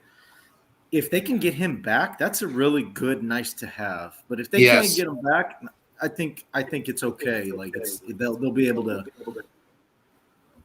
go without him. Right. So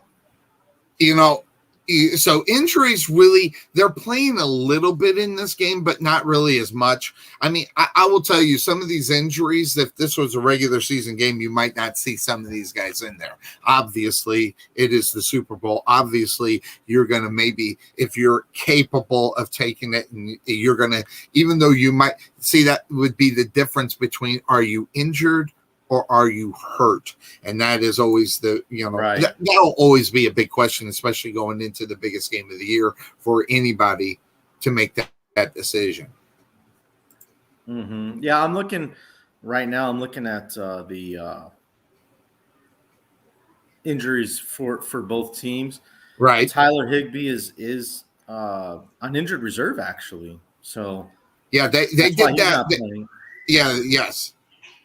And then let's see, they've got some other guys on the list. Cam Akers shoulder. Yes. Van Jefferson, Andrew Whitworth, Walter Payton Man of the Year, by the way. Congrats to him. Yeah. Jalen Ramsey, and then Taylor Rapp. All for. So it says here they're all full participants, clearing them for act, and that includes Rapp. So that's why you're saying it's a game time thing, because he is like fully on the active roster and he was in practice all week, whatever. Great. It's still kind of a matter of, all right, is he ready to go? Right. So that's going to be the thing for Rapp. Everybody else is playing. Akers is playing. Jefferson's going to play. Don't sleep on Van Jefferson, by the way, because you talked about the Rams not really having a three-man punch. I wouldn't say Van Jefferson's a slouch. I mean, he's come in big for the Rams this year when they needed him. He's had some good games.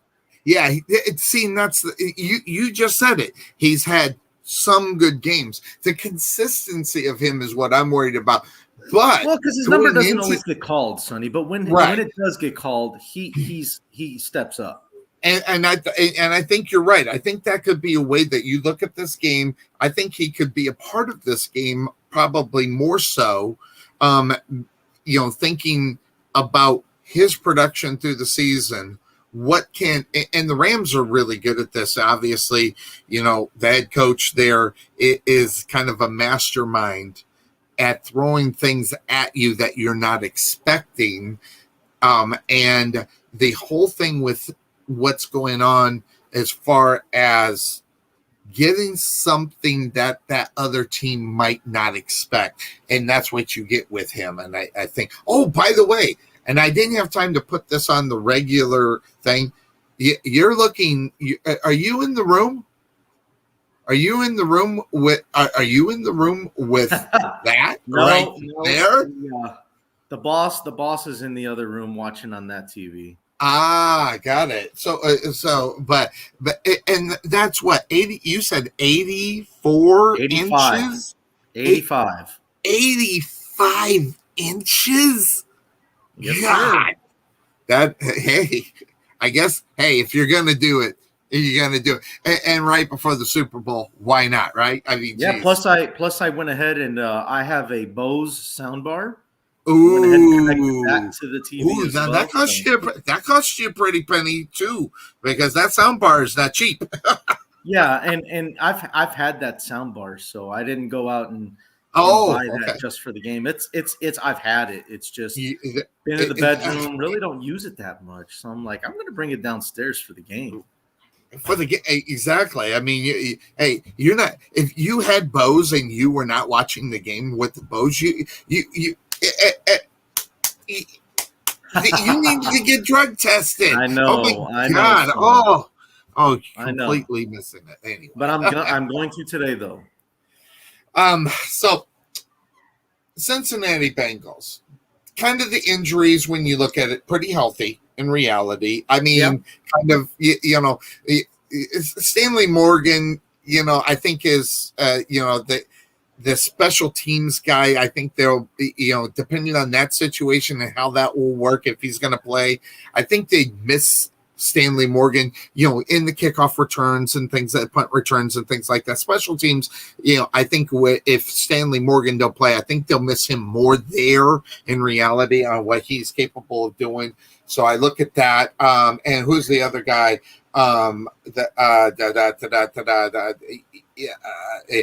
Joe Burrow, Joe Mixon, Jamar Chase. Jamar Chase, by the way, rookie of the year for the NFL.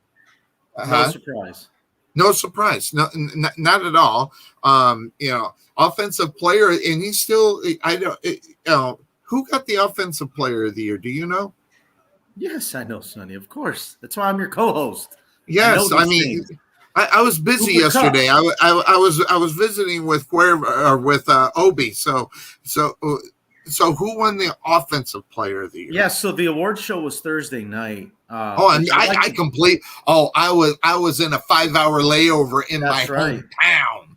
So offensive player of the year was none other than a guy playing the Super Bowl today, Cooper Kupp. Got it. Got it. Yeah, because he unfortunately wasn't going to win the MVP, although he probably deserved it. Well, he did get one vote. He got one vote. Oh, one vote. That just goes to show. And by the way, no running backs. Probably got 0 votes. So this definitely that MVP is that. Why don't they just call it the quarterback of the year and just be done with it? Forget about the MVP. I know, I get it, but at the same time, just take the MVP out of it because listen, as many times you can argue about Aaron Rodgers winning the MVP, Tom Brady was right there.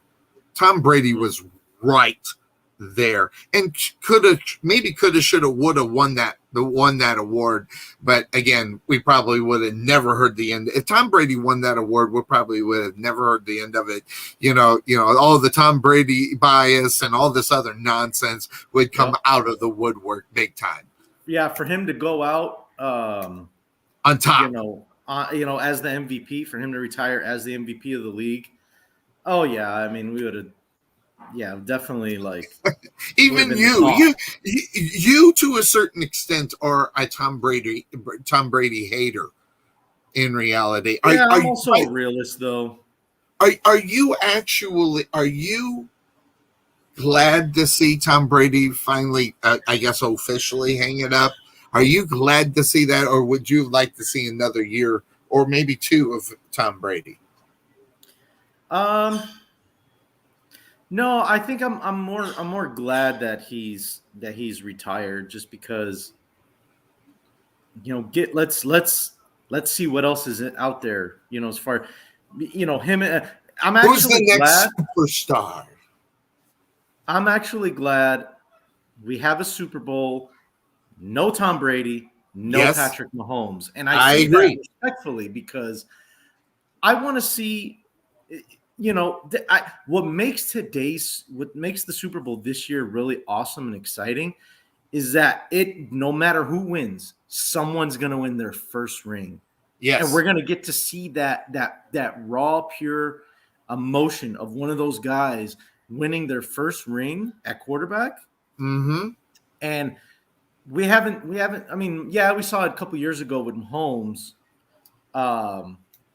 I just think this one's different though, Sonny, because you're talking about a guy in Joe Burrow, second year in the league, coming off of a torn ACL, and then you got the guy Matthew Stafford, who's been waiting for this opportunity, been begging. I mean, not begging, but he's just, for all the stuff that he went through in Detroit, and as bad of an organization as that is, and this proves right here that. With him being around some real talent, look at how much he's elevated this team. And you guys asked the question earlier, what's the difference between Jared Goff on this team and Matthew Stafford on this team? What has Stafford brought? Bryce had said talent and I forgot what else he said. He said talent and something else. The experience, or a guy that will take that chance, try to fit it in that small window, compared to what Jared Goff probably wouldn't. Well, and that's what Obi had said, the experience factor. To me, well, I think, and you just kind of hinted around it, where you Stafford is a guy that likes to throw into tight windows. To me, that is 100% confidence. Yes. That's what Matthew Stafford has brought to this team, in my opinion. Which, if you think about his career, he shouldn't have, right? I mean, based upon the teams that he's played on and what he was able to.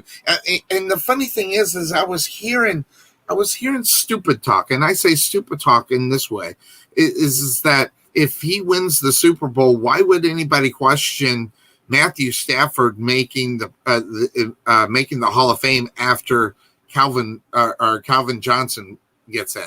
Why would anybody question that? Maybe I'm missing something. Maybe something went so far over my head I completely missed it, Cuervo. Because if this guy wins the Super Bowl, this guy's a shoe-in for the Hall of Fame. Now, he might not get it his first 2 times based upon what he did in Detroit and then what he was capable of doing and winning the Super Bowl. But how you could not think that Matthew Stafford would not be a Hall of Famer if he won a ring, it tells me that someone has lost their mind.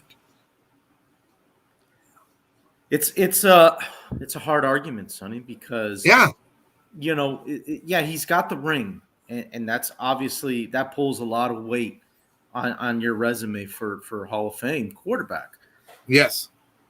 The only thing that might hurt him though are his overall stats. Where does he rank all time in passing yards? Where does he rank all time in touchdown passes? Where does he rank all time in wins? Wins, that's a big deal too. And he played for 12 seasons. He played for a franchise that averaged maybe 3 wins, 4 3 wins? to 4 wins. Yeah, he did 3 get to 4 them wins. To the playoffs. They did get to the playoffs one year. Twice. He made it to the playoffs twice. Yeah. Okay, so I mean, you even that in itself, Sonny. Think about it. I took the Detroit Lions to the playoffs. Mm-hmm. Think about that. How many quarterbacks have done that? On such a bad that was terrible. Crazy knucklehead are terrible. And and my thing too is, if you're gonna let Calvin Johnson in, there's no way Matthew Stafford doesn't get in. That's what I'm saying. I mean, it's almost like concrete. I mean, a guy that never won a Super Bowl, did everything that he did. I had a little fun with a few people saying that I thought he was overrated. I honestly believe that Calvin Johnson is a Hall of Famer. I actually got an email about, you don't even think Calvin Johnson's a Hall of Famer. Yes, I do. I was having fun with that one. Now, I'm still on the Frank Gore not being the Hall of Famer, but we won't jump too deep into that. But They're not ready for that. Hey, it's a Super Bowl show. I had to at least, Hey, that's right. But if you have Calvin Johnson, we won't pick on Frank Gore today. Not today. Well, when we need to fill time, we'll we'll do that. We'll go. But if Calvin Johnson makes the Hall of Fame, with the guy who is throwing him the football, and he adds a Super Bowl ring on it's just ludicrous not to even think that. Right. So those that don't think that Matthew Stafford, should be in the Hall of Fame even if he still wins the Super Bowl, there's just one word for blasphemy. Absolutely. It's blasphemy. And listen, I am not a Matthew Stafford fan. I never have been a Matthew Stafford fan. So, in reality, because I think he leaned a little bit too much on Calvin Johnson instead of spreading the ball around. And I know I'll lose that argument with everybody, but I still believe it. I actually watched this guy. Yeah. Sonny, but you think about it, you look back. Yeah, and that should be what you'd be doing. Who else did he have? Who else is he going to throw to? Who else is he going to throw to? I don't know.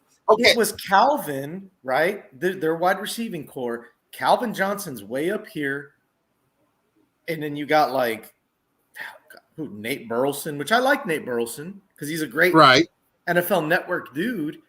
But man, he's down here compared to Calvin, right? That was the difference in the wide receiving core in Detroit. It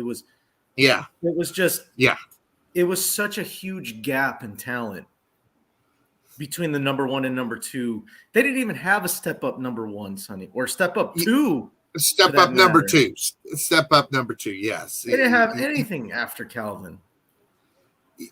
And really, and you want to talk, and you think about this, Cuervo. They didn't even, not even this, forget about the step up number 2. Think about this. Okay. they didn't even have a run. They haven't even had a running game ever. I mean, in reality. So, in the yards, and this is just off the top of my head, he's top 15 in yards in NFL history, I think. And I could be wrong about that, but this is just going by Stafford. I think he's top 15. Sure. I'm not sure either, but something tells me he's top 15 at least. And that should be good enough to get you into the NFL or a Hall of Fame. I mean, especially with as many times he's thrown over 5,000 yards in the season. I think he's done that 3 or 4 times. So I think he's there as far as the yards are concerned. Now the touchdowns, that part I don't know. I know he's got as many as Calvin Johnson that got him into the Hall of Fame. So someone had to feed him the ball. That alone in itself it has to be the reason why he is in. Sonny, you are correct, by the way. You are correct. Matthew Stafford, as of right now, is number 12 all-time in passing yards. Well, I got lucky. Yeah, I'm glad it was above. I'm glad it was above 15, so I wouldn't have been completely an idiot. So that worked out pretty good. But yeah, I mean, in many years of throwing the ball 5,000 yards in a season, I know he's got at least 3, if not 4, and he might even have 5. The guy. And it wasn't but the interesting thing about that, these were sneaky yards outside of Calvin Johnson because Calvin Johnson got a big portion of those. But at the same time, he didn't Tom Brady anybody in reality. He didn't Peyton Manning anybody in reality. Listen, Calvin Johnson went in there being a stud, so they knew what they were getting with Calvin Johnson.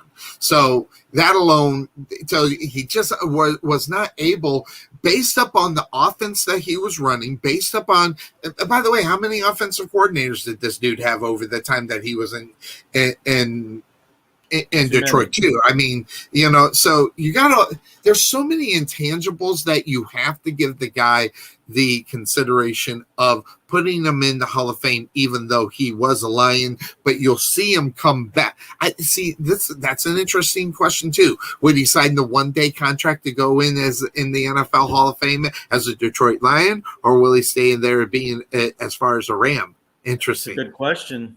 That's a good question. I don't know. I mean, you think about, do you stay loyal to the team that drafted you number 1 overall and you're grateful for that, or do you draft, or do you go in with the team that you, depending on what happens today, you won a Super Bowl with, and you had your best years in LA, because it's going to he's going to have, I mean, this is the year that he had this year. It's not going to be a one-time deal. It's going to happen consistently, depending on how many years he plays with the Rams. And your question was, how many 5,000 yard seasons did Stafford have? Yeah, my guess is I think he has. My guess is he has 3. He might have 4. You'd be surprised, Sonny. Matthew Stafford has had 1 5,000 yard season. How many times was he close? Like 40, 48, 40, 48, 47. 2 years he had over 4,800. Okay, so I was close on that. And then if you want to count the season that he had 4,650, I don't know if you consider that close. Those are pretty good numbers, though. You think about those within a year and everything. So, but he had 2 years, including this year, that he had over 4,800. Yeah, 40. Yeah, he didn't even top the 5,000, and he had Cooper Kupp with 1,400 yards receiving. So interestingly enough, there's Todd Mintz thinking that the Rams are going to go ahead and get the win, and it doesn't. See, he didn't even say he's a Hall of Famer. He just said enhance his opportunity for it's just like I don't know. I don't know how you don't put him in there. As far as and by the way, and that's a good point. If Matt Ryan gets into the Hall of Fame, there's no, especially if they win, if if Matthew Stafford wins the Super Bowl, he's got to be in there too. I mean, geez, I mean, you want to talk about fall from grace out of the Super Bowl. How many years is that now? That is a 5 year, it was 2017, if I'm not mistaken, the year that the Patriots came back and, knocked him out of the, so he's on a 5-year hangover of, and by the way, has not played worth a snot in reality since that whole thing went down. So, if Matt Ryan is going to be a quote unquote shoe in or definite for the Hall of Fame, Matthew Stafford's got to be there, even if he doesn't win a ring. So there you go. Because he'll be in the same boat. If Matthew Stafford loses this game, he'd be in the same boat as a Matt Ryan would be. And if Matt Ryan's consideration for the Hall of Fame, then so does Matt. And again, I'm not a Matthew Stafford fan per se, because I think there were so many missed out. It based upon where the Lions were. Okay, we know they weren't quote unquote such a good team, but that would have been the ultimate in reality, to see a Matthew Stafford take the Lions, as bad as they were as an organization, as bad as they were in the front office, as bad, and actually take them a deep run into the playoffs. That I think that might have cemented his opportunity within there too, as bad of an organization he played for. So, because if you think about it, how many years? I mean, they lose Brett Favre in Green Bay, bring in Aaron Rodgers. How many years did Aaron Rodgers actually take to get him there?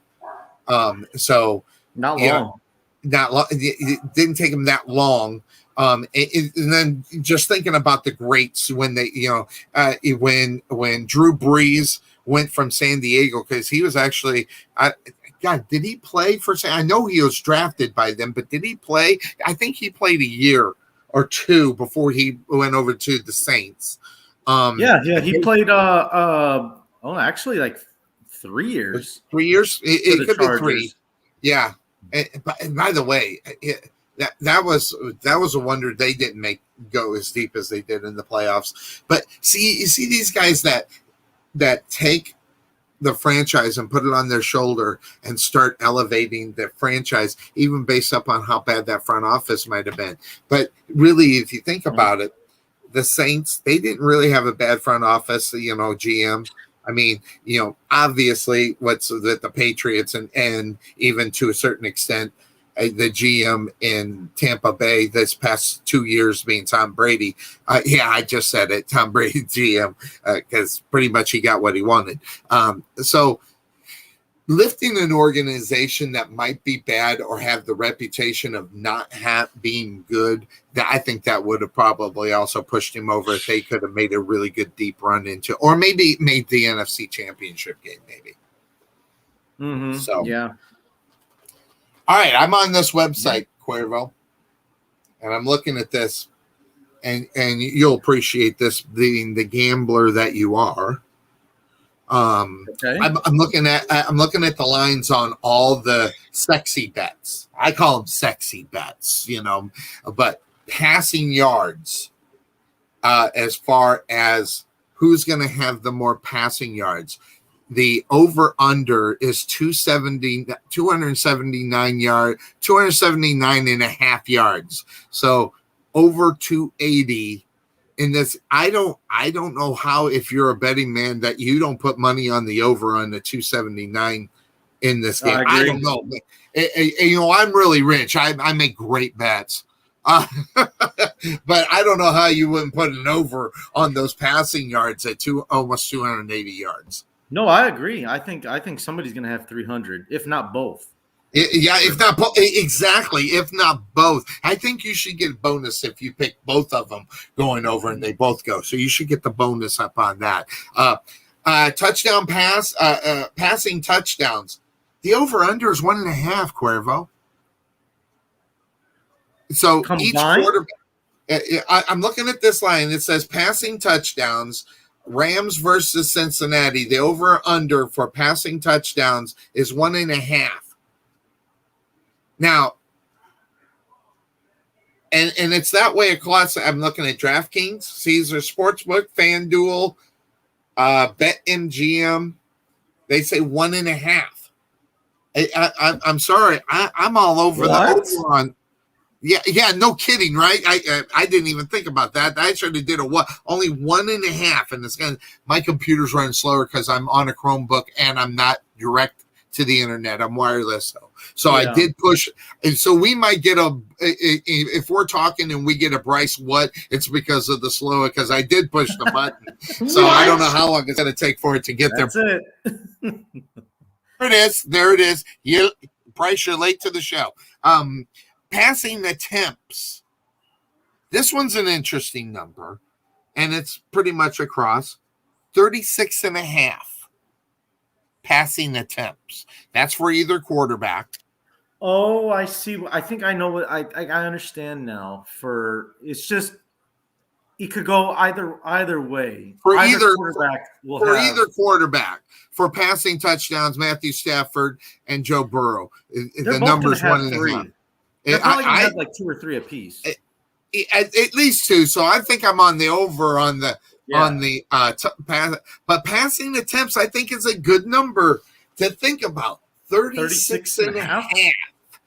And I think I'm under for both of them. I think, and the main reason, Joe Burrow, they're going to get that ball to Joe Mixon. I think they're going to mix him in there a lot, even if they're not successful, which, by the way, I predict, just to let you know, I don't think Joe Mixon is going to tear the meat from the bone as far as rushing the football. But I think they will try to keep that in the game, because I think as far as Cincinnati, as far as them making a play to win this, they actually have to feed the ball, regardless if they're getting production from the rushing game or not, to at least try to fake the play action. They're going to have to do it.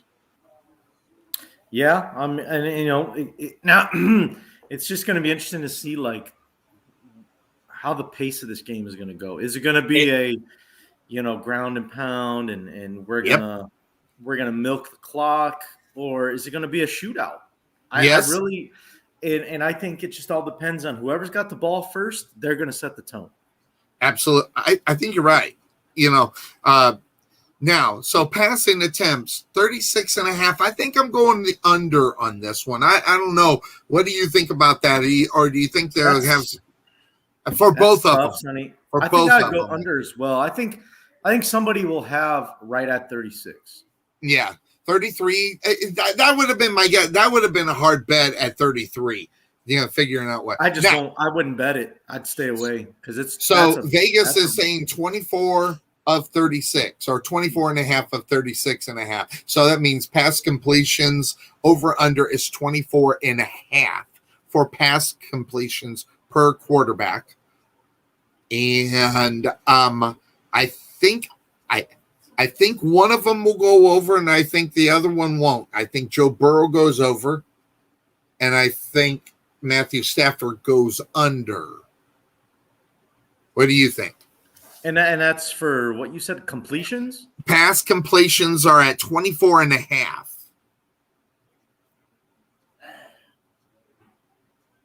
Man. Oh, that's tough, man. I don't know that I'd bet it either, but if I had to. Yeah, I would say friendly bet. I'd say under. I think one will go over and one will be under. So I think, yeah. Now, here's an interesting one. I think that is a tough. Longest pass completion for each quarterback. The number's 38.5. I'd go over. I'd go over on that. I think one goes over, and I think the other doesn't. Well, that's all you need. You just need one of them to do it. Is that how the bet works, or is that per quarterback? No. I think the way those bets are, Sonny, it's if it happens between either quarterback. Well, because it doesn't specify. I'm definitely all over that. Like the passing yards 279. I agree. I think both of them are going to go over 300. The passing touchdowns are definitely going to be over 2. The passing attempts over 30. I think they make that. I think that'll happen. Yeah. And the pass completions, 24 pass completions. Yeah, basically, will either quarterback do that? I think that happens too. Okay, yeah, you convinced me. I'll say over then. I mean, 1, 2, 3, 4 punch just with Joe Burrow, and then wow. Because I mean, you think about it, both of these teams like to use the screen game too, and exactly. I mean, and that's pass completion. So, longest pass completion 38.5. That one's a tough one. Over. I'm going to say over. Well, I mean, obviously, you think about Cooper Kupp and what Matthew Stafford does, but at the same time, you think about the Cincinnati Bengals. I don't think the Cincinnati Bengals are going to let Cooper Kupp just roll all over him. I think Cooper Kupp's going to have a good game. Don't get me wrong, but I don't think it's going to be something that is going to be all numbers, crazy numbers coming from Cooper Kupp. I think he's going to get his own. I think he might get just a touchdown himself, maybe 2. That's the reason why I say 2 anyway. Let's see here. So all right. So I'm gonna take the under on the longest pass completion. The defense is gonna have to shore up. Oh God, that one's tough. I'm gonna hold off on that one. I'm gonna think about that one a little bit more. So 38-yard, one of interception throw half. So that means is there an intercept? God, there's going to be an interception in this game. Matthew Stafford with his tight window passes, sometimes he'll make that mistake. And listen, Joe Burrow is in his first Super Bowl as a second-year quarterback. There's going to be an interception in this football game. So all you need is one amongst. I guess, yeah. You need one. What does it say? It says 1.5. No, 0.5. 0.5 on the and that. By the way, the 0.5 is on all of the major. So DraftKings, Caesar Sportbull, FanDuel does not have that bet, and BetMGM is at. Those guys are all at half. So yeah, I think speaking like an atypical, inexperienced gambler, I think I'd tear this thing up today. I think there's only one I've been questioning about is that 38.5. So I probably wouldn't bet that one because it's too close. Rushing yards. And this has got to be per attempt because it says 10.5. Someone's going to rush for more than 10 yards. So I think this is rushing yard per attempt. Someone's going to get over 10 yards on a rush, 10.5 yards on a rush. I'm going to go under on that. If anybody gets it, it's the Rams, dude, because I don't think Cincinnati is going to be able to run the ball, even as good as Joe Mixon is. So. Wow. I'll say under. I think I'd want to say over on that. So I think one of them will break one. So I think I'll go over on the 10.5 on that rush. So rushing attempts. What is this bet? This can't be. It says rushing attempts under 2.5. The under is 2.5. They're going to run the ball. They're going to try to run the ball. There's something with this bet. There's something about this bet I'm not getting. Could it be with the quarterbacks? It just says rushing attempts. Oh, wait a second. Let me just check something. Now, it just says the lines. It doesn't say quarterback, but, man, maybe this is – you know what? Maybe this is quarterback, but no, because – yards received, and longest rush, rushing yards, 10.5, interception. Maybe these are all quarterback bets. Hold on. Where's the pass completions? Yeah, you know what? This is not written out. I bet you these are all quarterback bets. Oh, no. I think so. No, hold on. Beep, beep. Back it up. I misread this.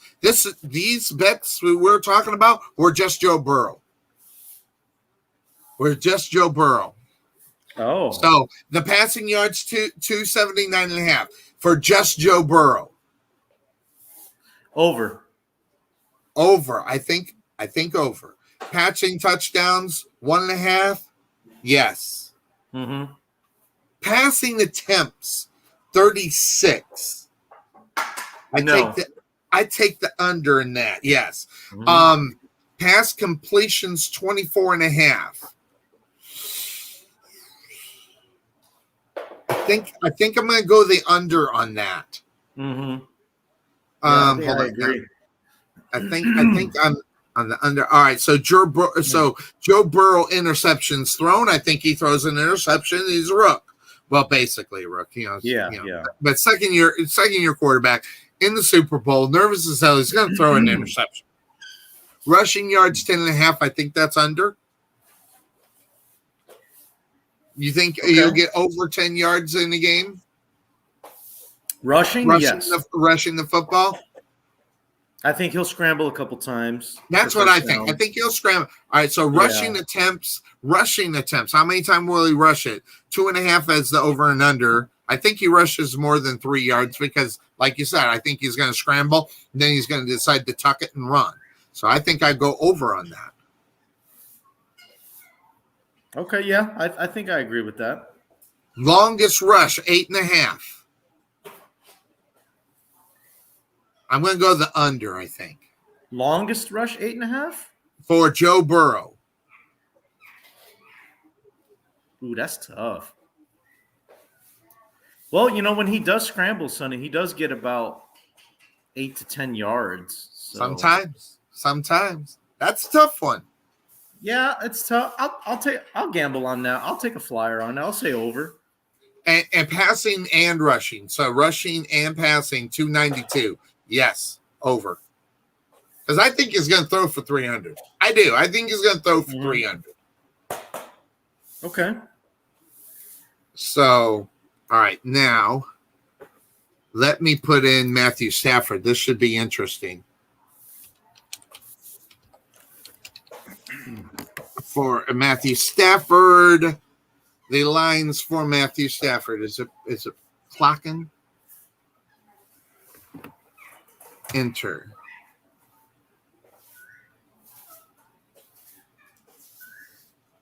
All right. They're pretty much the same. 280. No, that's the same. Why is this not? I hate this. I'm already done with this. All right, so hold on. I think I got it. Hit that button right there. Probably not the best place to have the coffee. All right, here we go. Matthew Stafford. All right, I got Matthew Stafford. Wow, God, these are just about the same, Cuervo. 284 passing, 284.5. Yeah. Man, they're all this. Cuervo, every single one of these bets are the same, except the rushing yard. Except the rushing yards is 5.5. For Matthew Stafford. Ooh, 5.5 for Stafford? No, I'd say under. I would think so too. Yeah. And rushing attempts at 2.5. Okay. I think he's under that. I don't think we're going to see Matthew Stafford. Well, no, that means I say he will. I think he will too. He'll get 1-2 yards. Yep. Longest pass completion, 39.5, same as him. I think if anybody does it, I think he does it. Cooper Kupp, I think, will get a 40-yard or something like that. And on Odell. Yeah. And passing completions 24.5. Over. I think he's over, but the passing attempt still at 35.5. Because I think Cincinnati's going to run the ball more than the Rams do. I think so too. I think so too. Passing touchdowns over under 1.5. I think it's over, and the 285 I think is over. So basically the same number except for a few ones based upon the rush and stuff. That just goes to show how evenly matched that Las Vegas thinks both of these quarterbacks really are. Yeah. So I think it's pretty pretty true. All right, and now I spilled some coffee on accident. Oh, geez, coffee abuse right there. By the way, the Rams activated Darnell Henderson from the injured list, and he's going to play on Sunday. And Tyler Higbee will not play. Rams placed him on the IR on Friday after the knee injury. That's horrible. He got that in the NFC Championship game against 49er. And Kendall Blanton is the tight end with the most receptions behind Higbee. So that should be interesting. And these are some of the late on track of playing is CJ Uzama, the tight end. So he's there. He got that injury at Kansas City, if I'm not mistaken. So we got that. Good. So, I already mentioned that. So, and that was just an update. All right. So we knocked that part out. That's what I had a couple of things that I was going on when you travel. And I'm doing things, with the family. I'm not usually diving into like I normally would be if I was at home. So, checking into some of the. Oh, what I did do though. Let me do this. Interestingly enough, we got a great game going on, right, Cuervo?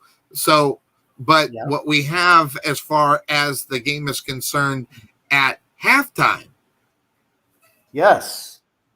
We have a halftime show. Absolutely. Where is that picture? It's right there. Blam, right there. So these are the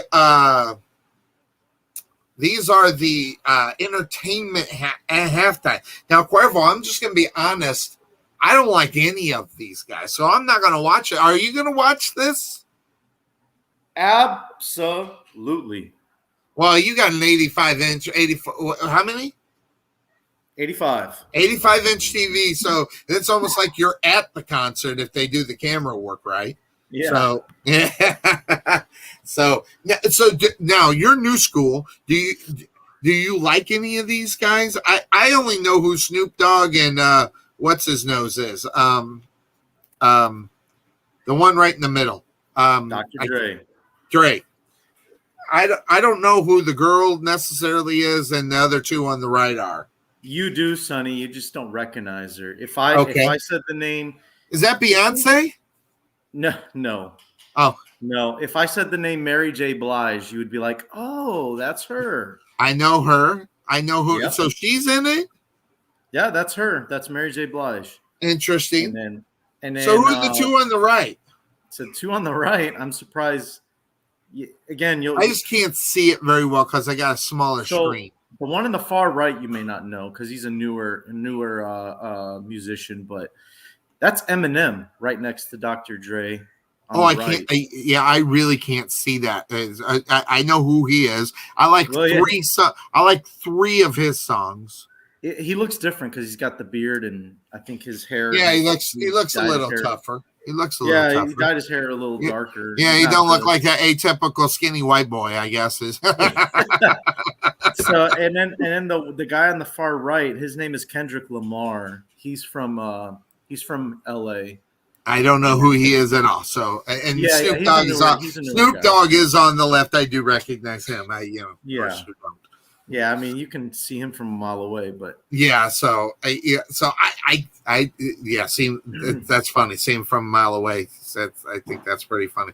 You could recognize him, is what I'm saying. Yeah, I could definitely recognize him. Now, going into the next one, here we go. Look at these, and I can't see him as good as I would be if I was at home, but these are the Super Bowl quarterback matchups for the last 15 years, I think. Yeah, 15 years. Because I literally cannot see those pictures. Can you see those pictures? Yeah, I could see them.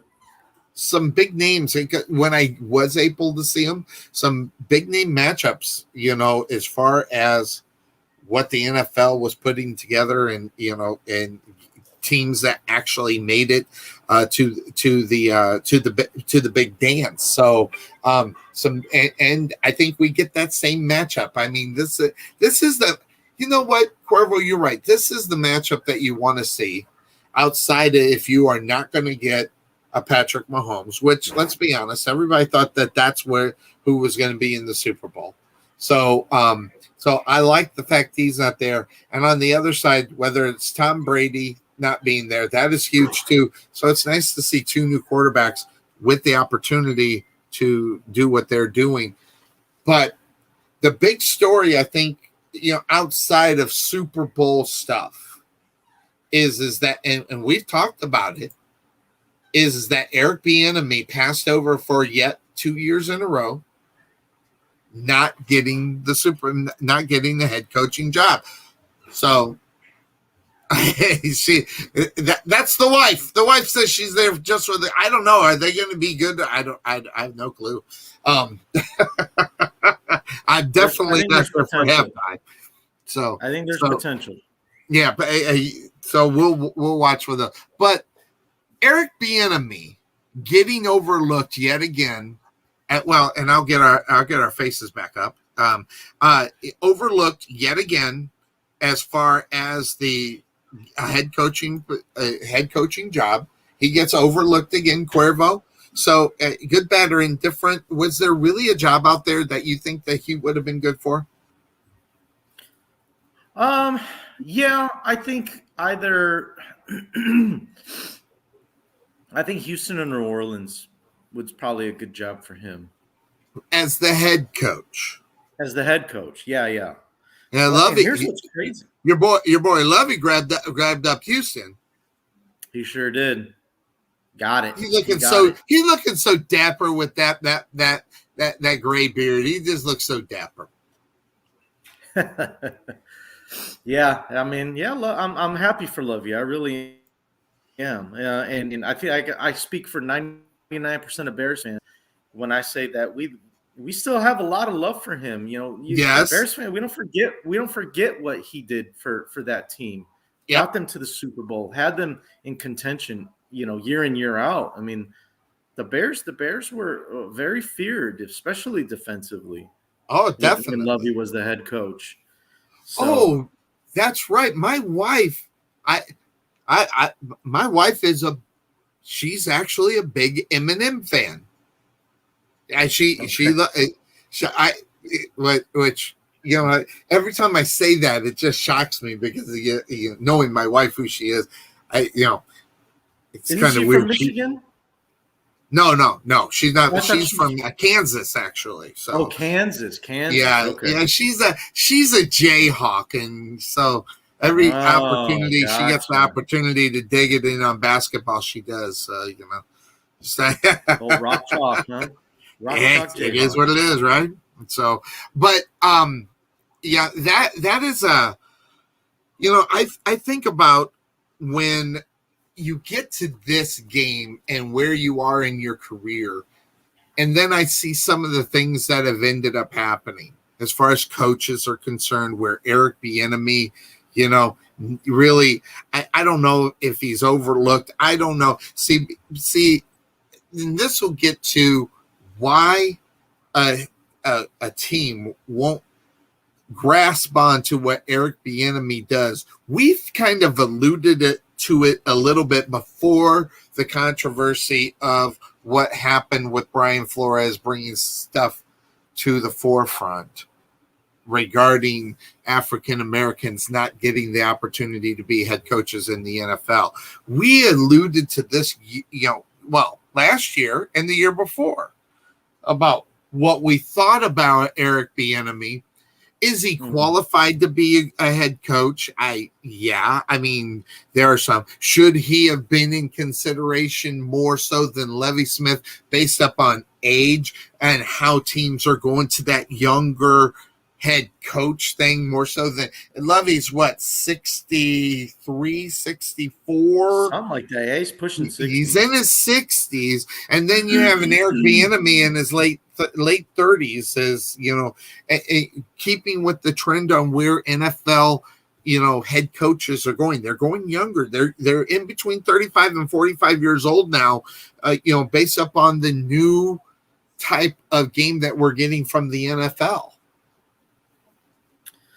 Yeah. I mean, I think the trend too is when there's an offensive coordinator that does, he's got the hot hand. Yeah, like today the Rams offensive coordinator Kevin O'Connell takes the job in Minnesota. Yeah, I saw that. It kind of makes me wonder, how focused is he on this game today? I think he needs to be all in. I mean, my gosh.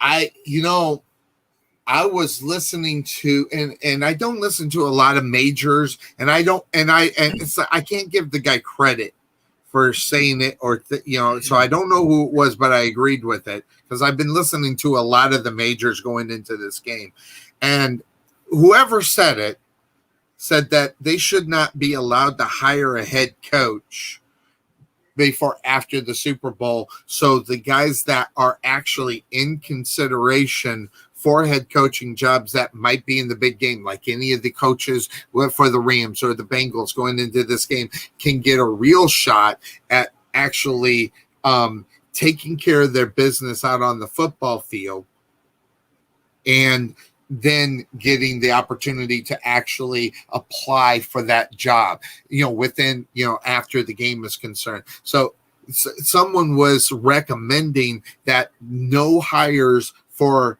an NFL head coaching position happens before the Super Bowl. So they can't announce it until a week after, so guys can get the opportunity to be there so they can concentrate on this game or concentrate on the NFC Championship game or wherever they are in that process at the playoffs. Yeah, I mean, I think so they can concentrate on the game, and so they can't go back and say, well, he took his time and he interviewed for this job. It took 3 to 4 hours, and he could have been looking at at his game that he had to be in. Yeah, I think that's fair. I mean, honestly, I do. Just because you're still employed by the Rams, right? In O'Connell's case, you still have work to do as an employee of the LA Rams. Now, we know that you took a job with another team, and that's, hey, you, by all means, you get promoted, right? And at the same time, though, I don't think anything should be formal or official until after the season's over. Yeah, and that includes Super Bowl. I don't think they should be allowed to hire anybody as a head coach unless you do it during the season, like during week 1 through 17, or 18, if you do it mid-season, fine. But after the season is and you're interviewing people, I think they should be 2 weeks after the season. So these guys who actually might be in consideration, regardless who they are, have an opportunity to still take care of business out on the football field and not necessarily be punished because he can't make or won't go to an interview because he's got work to do, which is to try to win a Super Bowl ring. Yeah, and I mean, if you're not in it, then who cares, right? But if you are in the game and if you are in the postseason still, and you still are actively, playing for a championship, then yeah, I mean, and I think it works both ways. Right? Teams should leave those guys alone, and then those guys should also at least say, like, look, I'm interested. Let me finish my work here first, and then we'll talk. Now, the only thing with that is you run into the risk of not getting that job. Right. So I get that. But someone makes up their mind even though the season's not over. But if there's a 2-week waiting period after the Super Bowl, I think that brings a lot of opportunities for so they can get the opportunity. So if someone did wow them before the Super Bowl and a coach within these two teams gets the opportunity, I would still think if there is a person that's qualified enough for the job, they'll at least get the interview. So do you think that maybe the rules should change, Sonny, where teams are not allowed to you can fire guys if you want, but you can't hire anybody until a week or two after the season. That's what I think. And that gives everybody, especially, listen, if you're in the playoffs and you're a coordinator, listen, you've done a good job somewhere along the way this year. Regardless, whatever it is. Yeah, I'll just use the example. If you take a look at the Kansas City Chiefs defense, okay, the guy's name is slipping my mind. He was a head coach for the Giants before. Just his name slipping my mind. But you take a look. Who? Steve Spagnuolo. Great example of that. Okay, you see what they did in week number 1 through week number 8. Their defense was god-awful horrible. God-awful horrible. And everybody knew it, okay? And what he did to piece that together to get them onto that playoff run that they went on, and to get to the playoffs, and then second of all, have the success. You made the AFC Championship game. You have to think of that as a success. So when you look at that guy, he should get the opportunity if there's teams looking at a defensive-minded head coach, or even for that matter, yet making that lateral movement just to another team. He should be able to get that opportunity afterwards more so, and then maybe he gets the opportunity to wow him. Hey, listen, sometimes it's best to be last, but it's always good to be first, especially when you're trying to make an impression on listen, remember, there are only 32 NFL head coaching jobs in the NFL. Yep. Now, how many are in the USFL?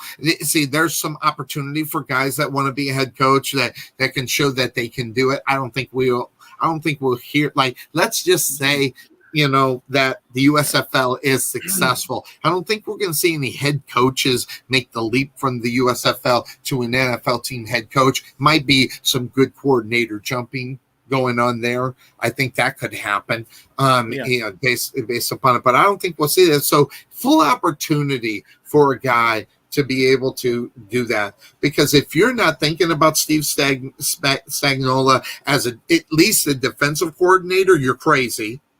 Okay. Or if you want to think about Spagnuolo as a head coach, based upon what he did in his performance in week 9 to week 17, listen, or week 18, that right there, some valuable time that guy put in to turn around a defense, and he probably could or should be considered for a head coaching job. But I don't think Spagnuolo, I don't think people are talking about it. I just use him as an example. But him taking that lateral jump to another football team as a defensive coordinator, I think you could see. You said you think you could see that? I think you could, depending on how much they want to keep him in Kansas City and what they would do to keep them, and what they really think of his performance from week 8 to week 18. Yeah, I think you might see some changes in Kansas City, Sonny. We're already seeing it. Didn't the special teams coach? He's out of there, I think, if I remember correctly. I don't remember that, but what I do know is that you're talking about Spagnuolo maybe hopping to another team. I read something, or I saw the headline of it, and I don't know how true it is. Eric Bieniemy's future in Kansas City is not for sure. That's what I heard. I read that too.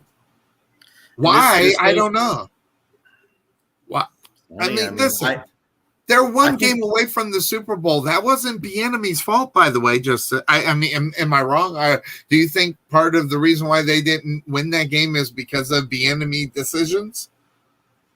Yes. Oh, wow. Yes.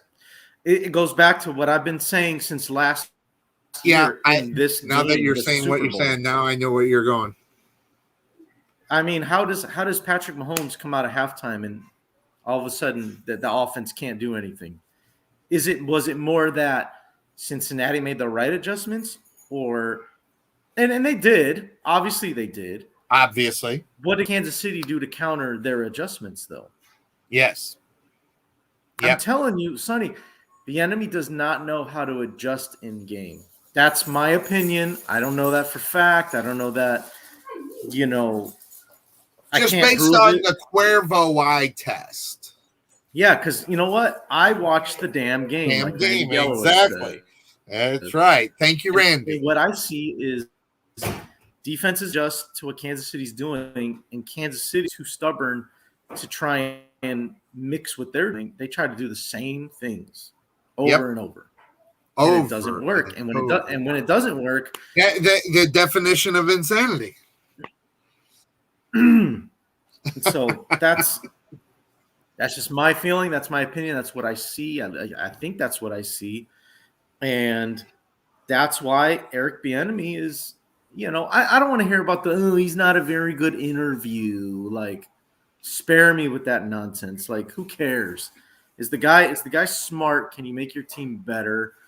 If he doesn't have the greatest personality, all right, you can work around that. Well, geez, Bill Parcells was no walk in the frickin' park. I'm going to just tell you that right now. But guess what? You won rings. You were a damn good team with him, right? So, okay, like he's not necessarily golfing buddy material.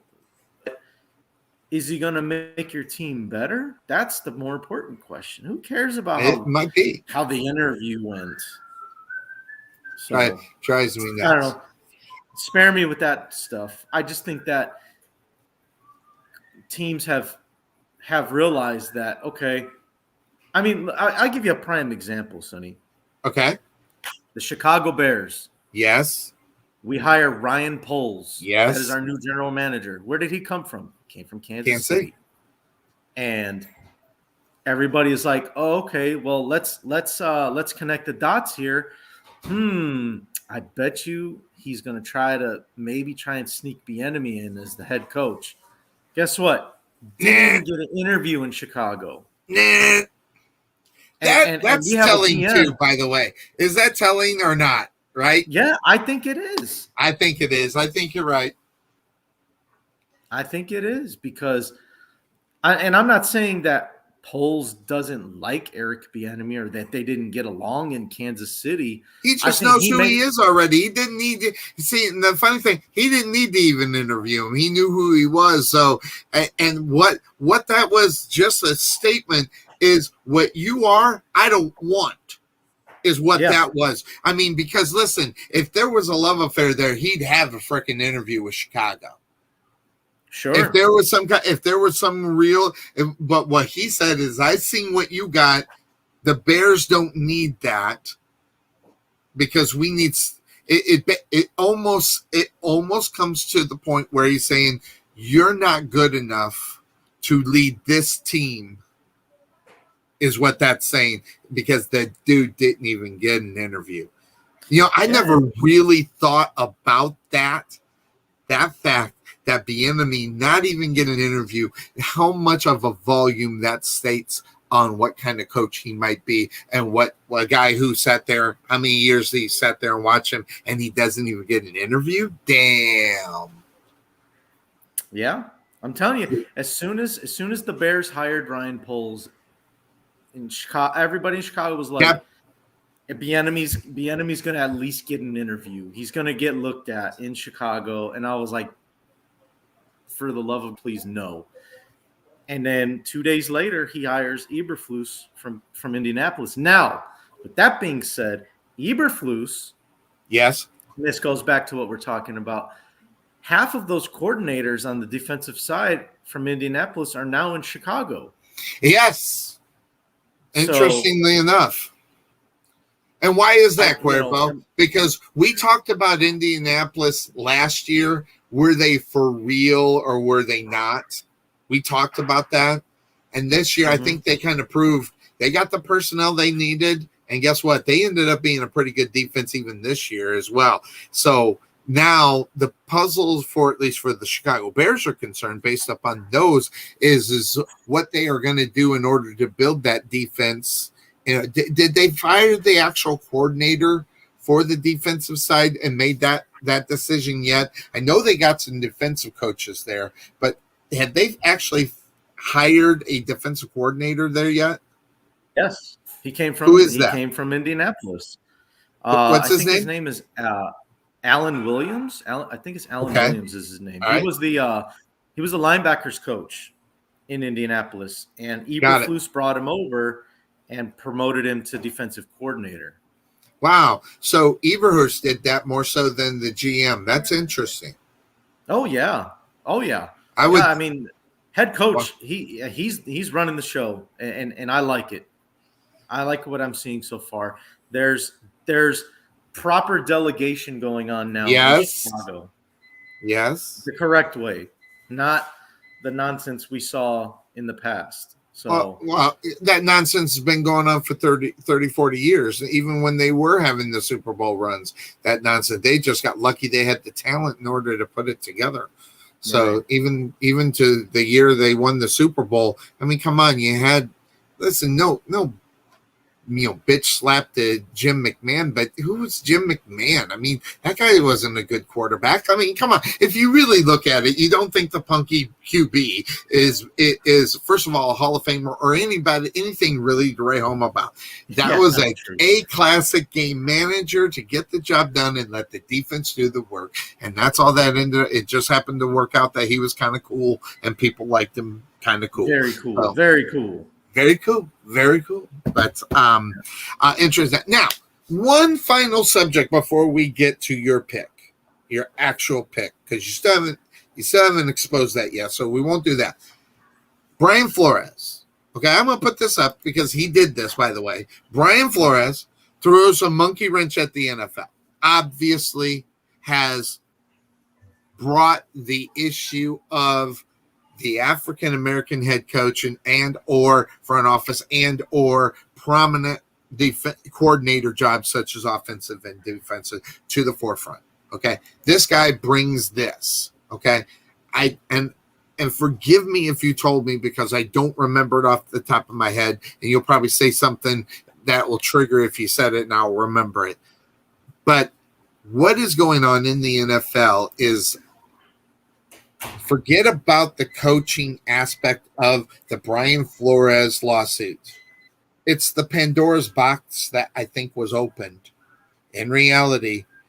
And and listen, you can say whatever you want about a football game. You can say whatever you want about a boxing match. You can say whatever you want about a baseball. When there is money on the line and gamblers are making the gamble, hearing stories about games being thrown or coaches being paid $100,000 to throw a game, to lose a game, to get that higher pick and things of that sort. This opens up a very big world that I don't think the NFL wants to be a part of in reality, which is what is actually really going on in these games, who's actually really throwing these games, and why are they? And Roger Goodell, never mind the fact that he comes and says all the right things at the wrong time. If he said the right things that he said about, hiring hasn't been great. If he said that 7 years ago, and things are moving, then it would have been right. Now he's just doing a lot of lip service.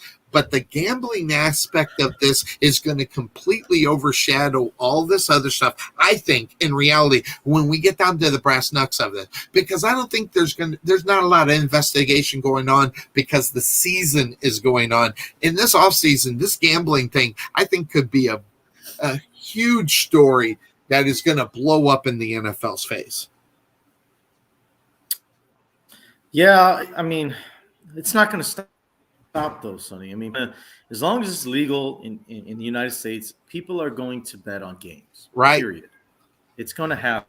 But the integrity of the game, as far as being on the up and up, is the big story in reality. Because that's the reason why they were able to get the gambling going on. Listen, gambling being available in the United States and all the states is not because of soccer. Okay. It's not because of baseball. Let's be honest. Okay. It's because of two sports.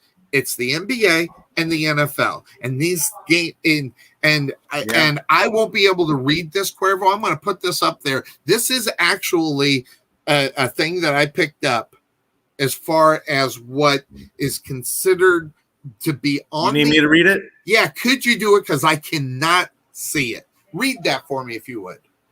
Yeah, sure. So what it says is the Sports Bribery Act criminalizes such conduct under 18 U.S. Code 224. Whoever carries into effect, attempts to carry into effect, or conspires with any other person to carry into effect any scheme and commence to influence in any way by bribery any sporting contest with knowledge of purpose of such scheme is to influence by bribery that contest shall be fined under this title or imprisoned not more than 5 years or both. So what that kind of sounds like to me is if you are able to influence the outcome of the game, you're in violation of the law. And then you put money on it, then or the integrity of the game for people who are putting money on it. The gamblers who are putting money on these games, and then you have the unscrupulous coaches, owners, or whatever. Throw this game, we'll give you $100,000 if you throw this game. Really puts that law in effect big time, and I think affects what is going to be going on in these games in reality. Now, the simple fact of the matter is I'm not an idiot. People, this happens. I mean, especially if your team sucks and they want to get a draft pick, this happens. But the fact that Brian Flores came out and said what he said about the amounts of money, he specifically put an amount of money on it, was the big thing, $100,000. Some other coaches in the NFL are saying, yeah, that has happened as well. Now, and by the way, not just African-American coaches have had that offer brought out to them either. So this right here, this gambling portion, and the reason why people are allowed to gamble all over in this United States now is because of the NBA and the NFL supposedly being on the up and up. Well, and those are the two sports that probably bring in the most money when it comes to the gambling in U.S. sports. When it comes to the game, I mean, baseball, yeah. I mean, hockey. You would think baseball would be higher, right? Because baseball, you have 162 games you could put money on. Yes. Right. If you're betting one team. What's the biggest betting day? What's the biggest betting day? Today. And not by a little. It's by a lot. Oh, yeah, it's not even and close. Now add in the fact that now everybody across the country, pretty much in almost all the states, can actually now legally bet. It's even going to get bigger, I would think. Yeah. And I mean, like I said, baseball season, right? You get what on average, 12 to 13 games a day, right? 162 games a year. There's a lot of opportunity to make money. A lot of bets. But nobody really – baseball is not really a sport people bet on. It's just so unpredictable. I think that's why. And plus you got to know that sport to put some money down on that game. That and hockey. You need to know that sport. I mean, if you're just making a bet and you don't know anything about that sport, you're just really throwing money away. You might get lucky, but geez. Mm-hmm.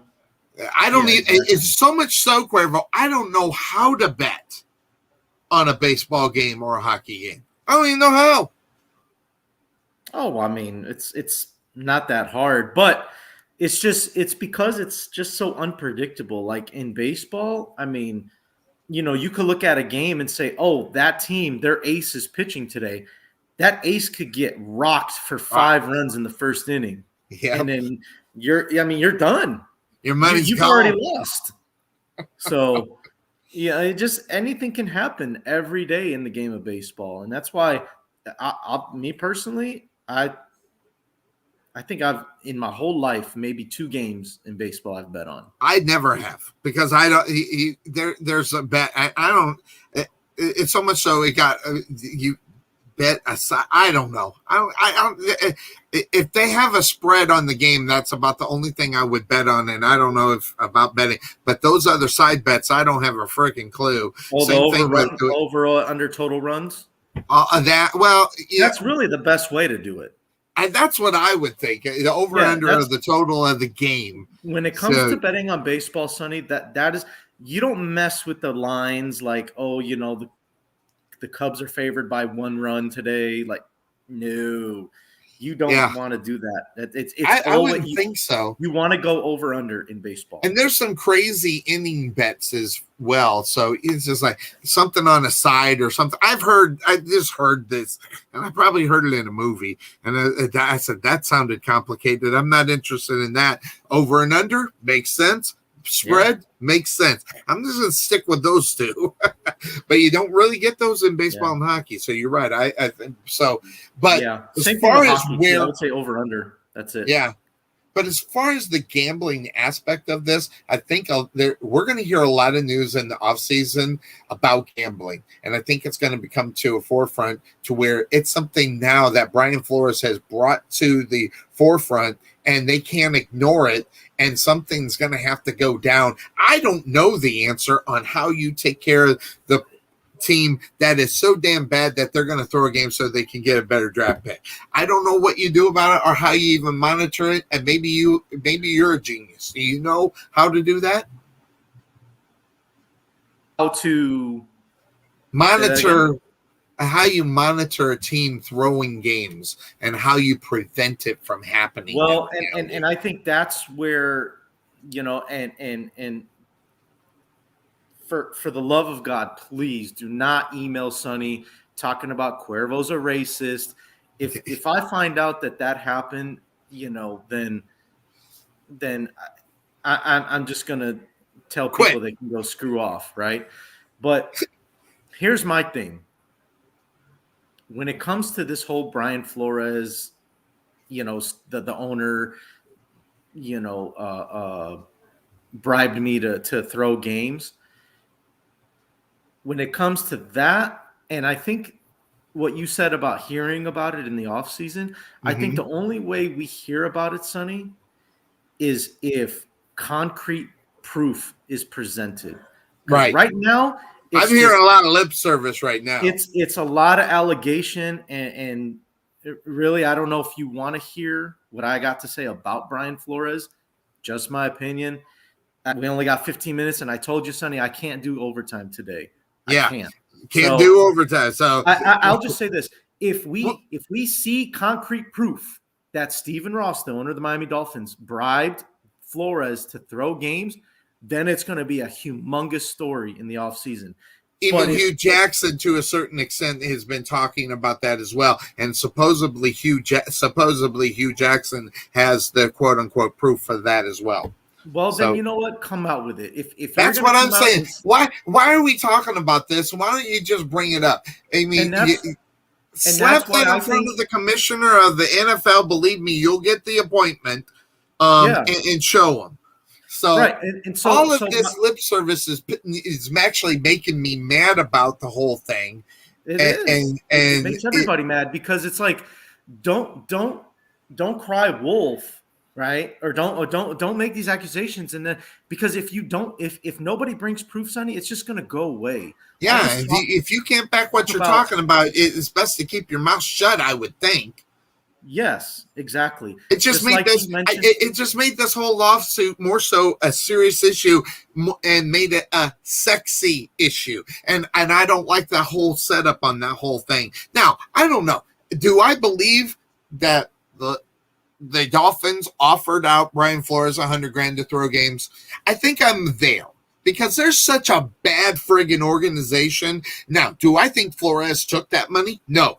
Obviously he didn't. He just winged off what? Not 8-9 games in a row. That guy's obviously out there. You play to win the game, as Herm Edwards says. Okay, so he's out there. He's playing to win the game. So do I think that he's part of that part and taking that money? I don't know. But here's what I will say, and I'll throw this out in front of any coach, whether who they are. If you're taking money to throw games and you throw out an accusation, you actually took the money. Who has the clean hands in that deal? So, I'm not too thrilled about the fact that these allegations have been thrown out. And if he actually accepted that money, then he's part of the problem as well, more so than just bringing it to everybody's attention. Yeah. Yeah, I mean, do I think Flores took money? No, I agree with you. I don't think he did. Now, Hugh Jackson,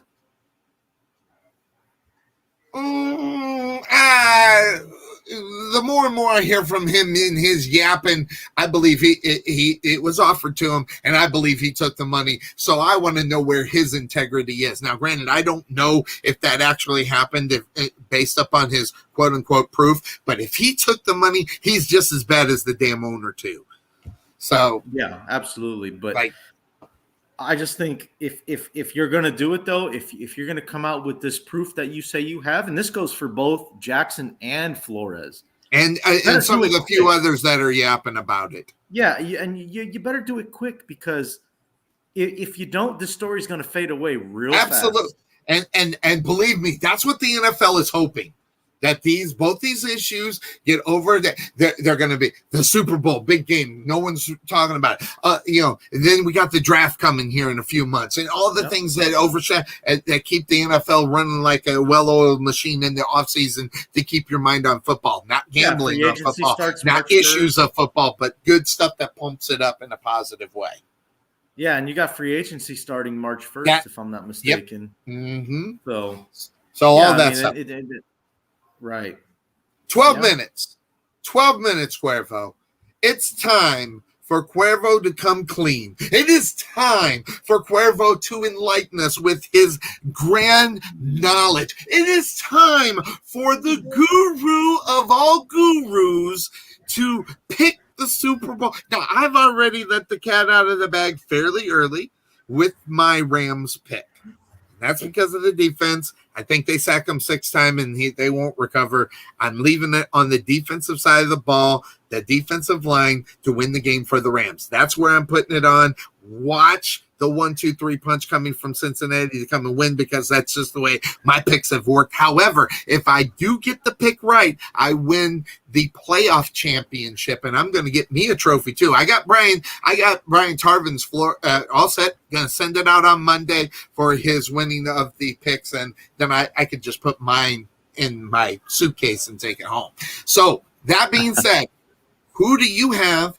Why do you think they'll win? And I'll throw the curveball like I did to Obi. If the other team wins, why do they win it? Okay. Bears 46, Patriots 10. Say that one more time. I said I've got the Bears over the Patriots 46-10. Wait a minute. My bad. Wrong Super Bowl. Sorry. I got to go back to Super Bowl 30 on this one. Jeez, you're 20. I meant 20. I meant 20. January 26, 1986. Yes. That's the day the Bears won the Super Bowl. A day in all Bears fans' hearts forever. Yes. Lives in eternity. Yeah, all right, so here we go. So I mentioned it earlier in the show, right?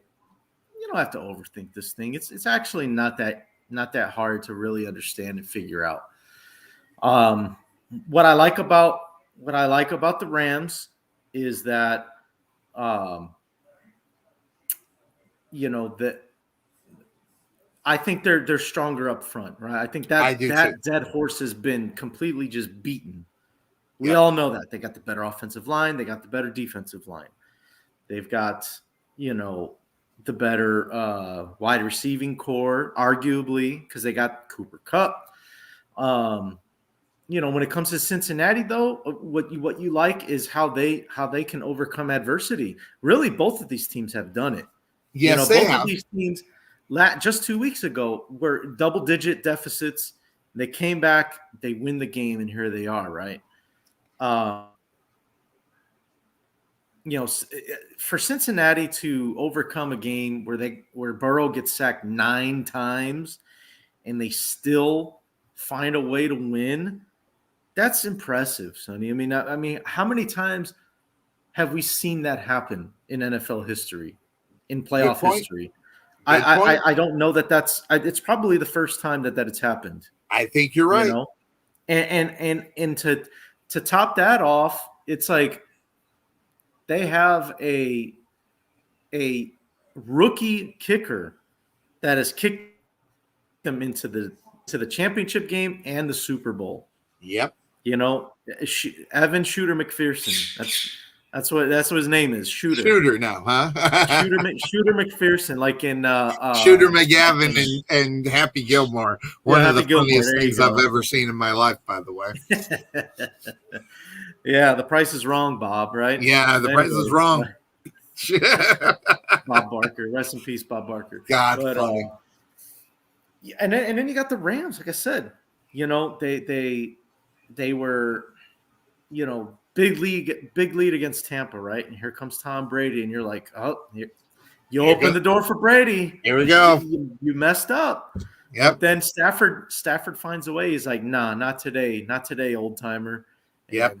He takes that team down the field faster than you can blink, and got it done. And last week they're down 10, 13 points against the 49ers, and Stafford's like, nope, this is my time. So both of these teams overcoming a lot of adversity in this postseason. Both teams have earned the right to be here. Yeah. So, you know, with all that said, like I said, young guy in Burrow, you got the Grizzly veteran in Matthew Stafford. Somebody's walking away with a ring today, and it changes their career forever. Regardless who wins. So with all that said, I mean, how can you not like Cincinnati, the swagger and the momentum that they've got going on right now with that team? You can't overlook that. You know, every time they get punched in the mouth, they come right back and fight back into it. They get right back into it. I mean, 21-3 against the Chiefs, and they wind up outscoring Kansas City, 24-3 the rest of the game. Yeah, 24-3. Was it 24 or 21? Either way, yeah. No, it was 24 because they got the field goal. That one field goal. Right. Yes. 24-3 after halftime. Yep. Come back and win that game. So, with all that being said, though, it goes back to what I mentioned, Sonny.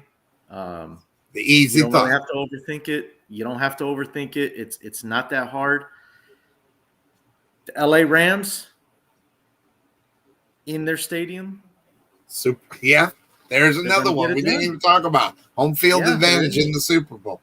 It's weird because they're considered the road team. Yeah. But it's in their stadium. So it's weird. That's why they're wearing the white jerseys today. Yes. But I think Stafford today cements his legacy as a guy that proves I just needed a better opportunity in another place. And I think too, this today will show why the Rams went all in on making the trades that they made, signing Odell Beckham after he cleared waivers. Nobody wanted to take a chance on Odell. The Rams said, "Hey, you know what? We have pushed all our chips in Odell. Our goal, we're winning it this year. Are you in? Hell yeah, I'm in. Let's do this." And boom, they signed him. So making the trade for Stafford, making the trade for Von Miller, don't forget too, a couple years ago, they get your guy Ramsey. They gave up two first rounders for him too. God, I wish we had him back in Jacksonville now with Peterson there. all that stuff that they have done over the past couple of years, this grand plan that the Rams had coming together. It all comes into fruition today, Sonny. And the LA Rams tonight will be Super Bowl champions. So I'm taking one more thought of that. Mm-hmm. Go to the Rams, what they did in the NFC Championship game. This was not any ordinary game. This was a game against the GOAT. You go the game against the GOAT. In reality, that wasn't brought to fruition. In reality, when you're looking at the grand scheme of things. So, when I look at a Super Bowl without a Tom Brady, that tells me a lot about who the team is in reality. Now, granted, when you look at the whole thing in a whole, that doesn't really hold any meat because that wasn't really part of the equation. But Tom Brady's not there. He's in the NFC side. And the fact that he stopped the GOAT from accomplishing yet another opportunity to win the Super Bowl, that tells you a lot about that as well. Now, it's not to take Joe away Burrow from stopped the baby GOAT. Exactly. Well, there you go. I was about ready to say, if you look at Joe Burrow and where he is actually, on that rise to be a superstar, he's probably going to have to be cut down to size just a little bit before he can actually continue that rise. If you got a guy that can beat the GOAT at the GOAT's game, at the end of the game, making those plays in order to put yourself in a position to win the football game after the GOAT just did it in front of you to embarrass you to probably lose that game, tells me a lot about Matthew Stafford. So that's one of the other things that I was going to bring into that portion of it. He beat the GOAT at the GOAT's game. And I will tell you, if I would have put down a bet after Tom Brady got them in that position to take the lead in that game, I would have said the game was over. But this guy, Matthew Stafford, in this game, in this situation, on this team, is a total different Matthew Stafford, and it could have been the Matthew Stafford that we've seen through his whole career instead of been locked up in Detroit and Motown. So right, and that goes back to what I said, Sonny, the confidence that Matthew Stafford has brought at quarterback to this team. He's like, no, we're not playing for overtime. No, we're gonna go and we're gonna win this game. We're beating. Yeah. We're not leaving. We're not going overtime. That was such a game. That's take your foot, put it on the neck, and you just jam down on it, and there's something to be said about that kind of thing that's coming into your face. So, yep. All right, we got you out. No overtime. Yep. No overtime. I got one last comment though, Sonny. One last comment. Now, what did I say at the very beginning? I said I've got the team that I think is going to win, and then I've got the team that I'm going to be rooting for that I want to see win. Right. So. Oh my God, he did it. You didn't do this. I know you did not do this. You. But this stud right here, yeah, the man that got ice in his veins, baby. Yes, Joey B. Yes, I did. You did it. You did. Yep. I cannot believe you actually did it. How much? By the way, how much? How much did that cost you? I actually don't remember. Or you get a gift. It was about no. I ordered it on eBay. It's about $25, including shipping and everything. That's pretty awesome. That's pretty awesome. So your mind tells you and your pick tells you the Rams, but your heart right there. I'm with you. I would like to see Joe Burrow win because regardless of anything, you're going to see the start of a great career. Listen, he did it in year 2 when no one thought that they would be out of the cellar of the AFC North. Never mind winning the AFC North and making the Super Bowl. So it is what it is.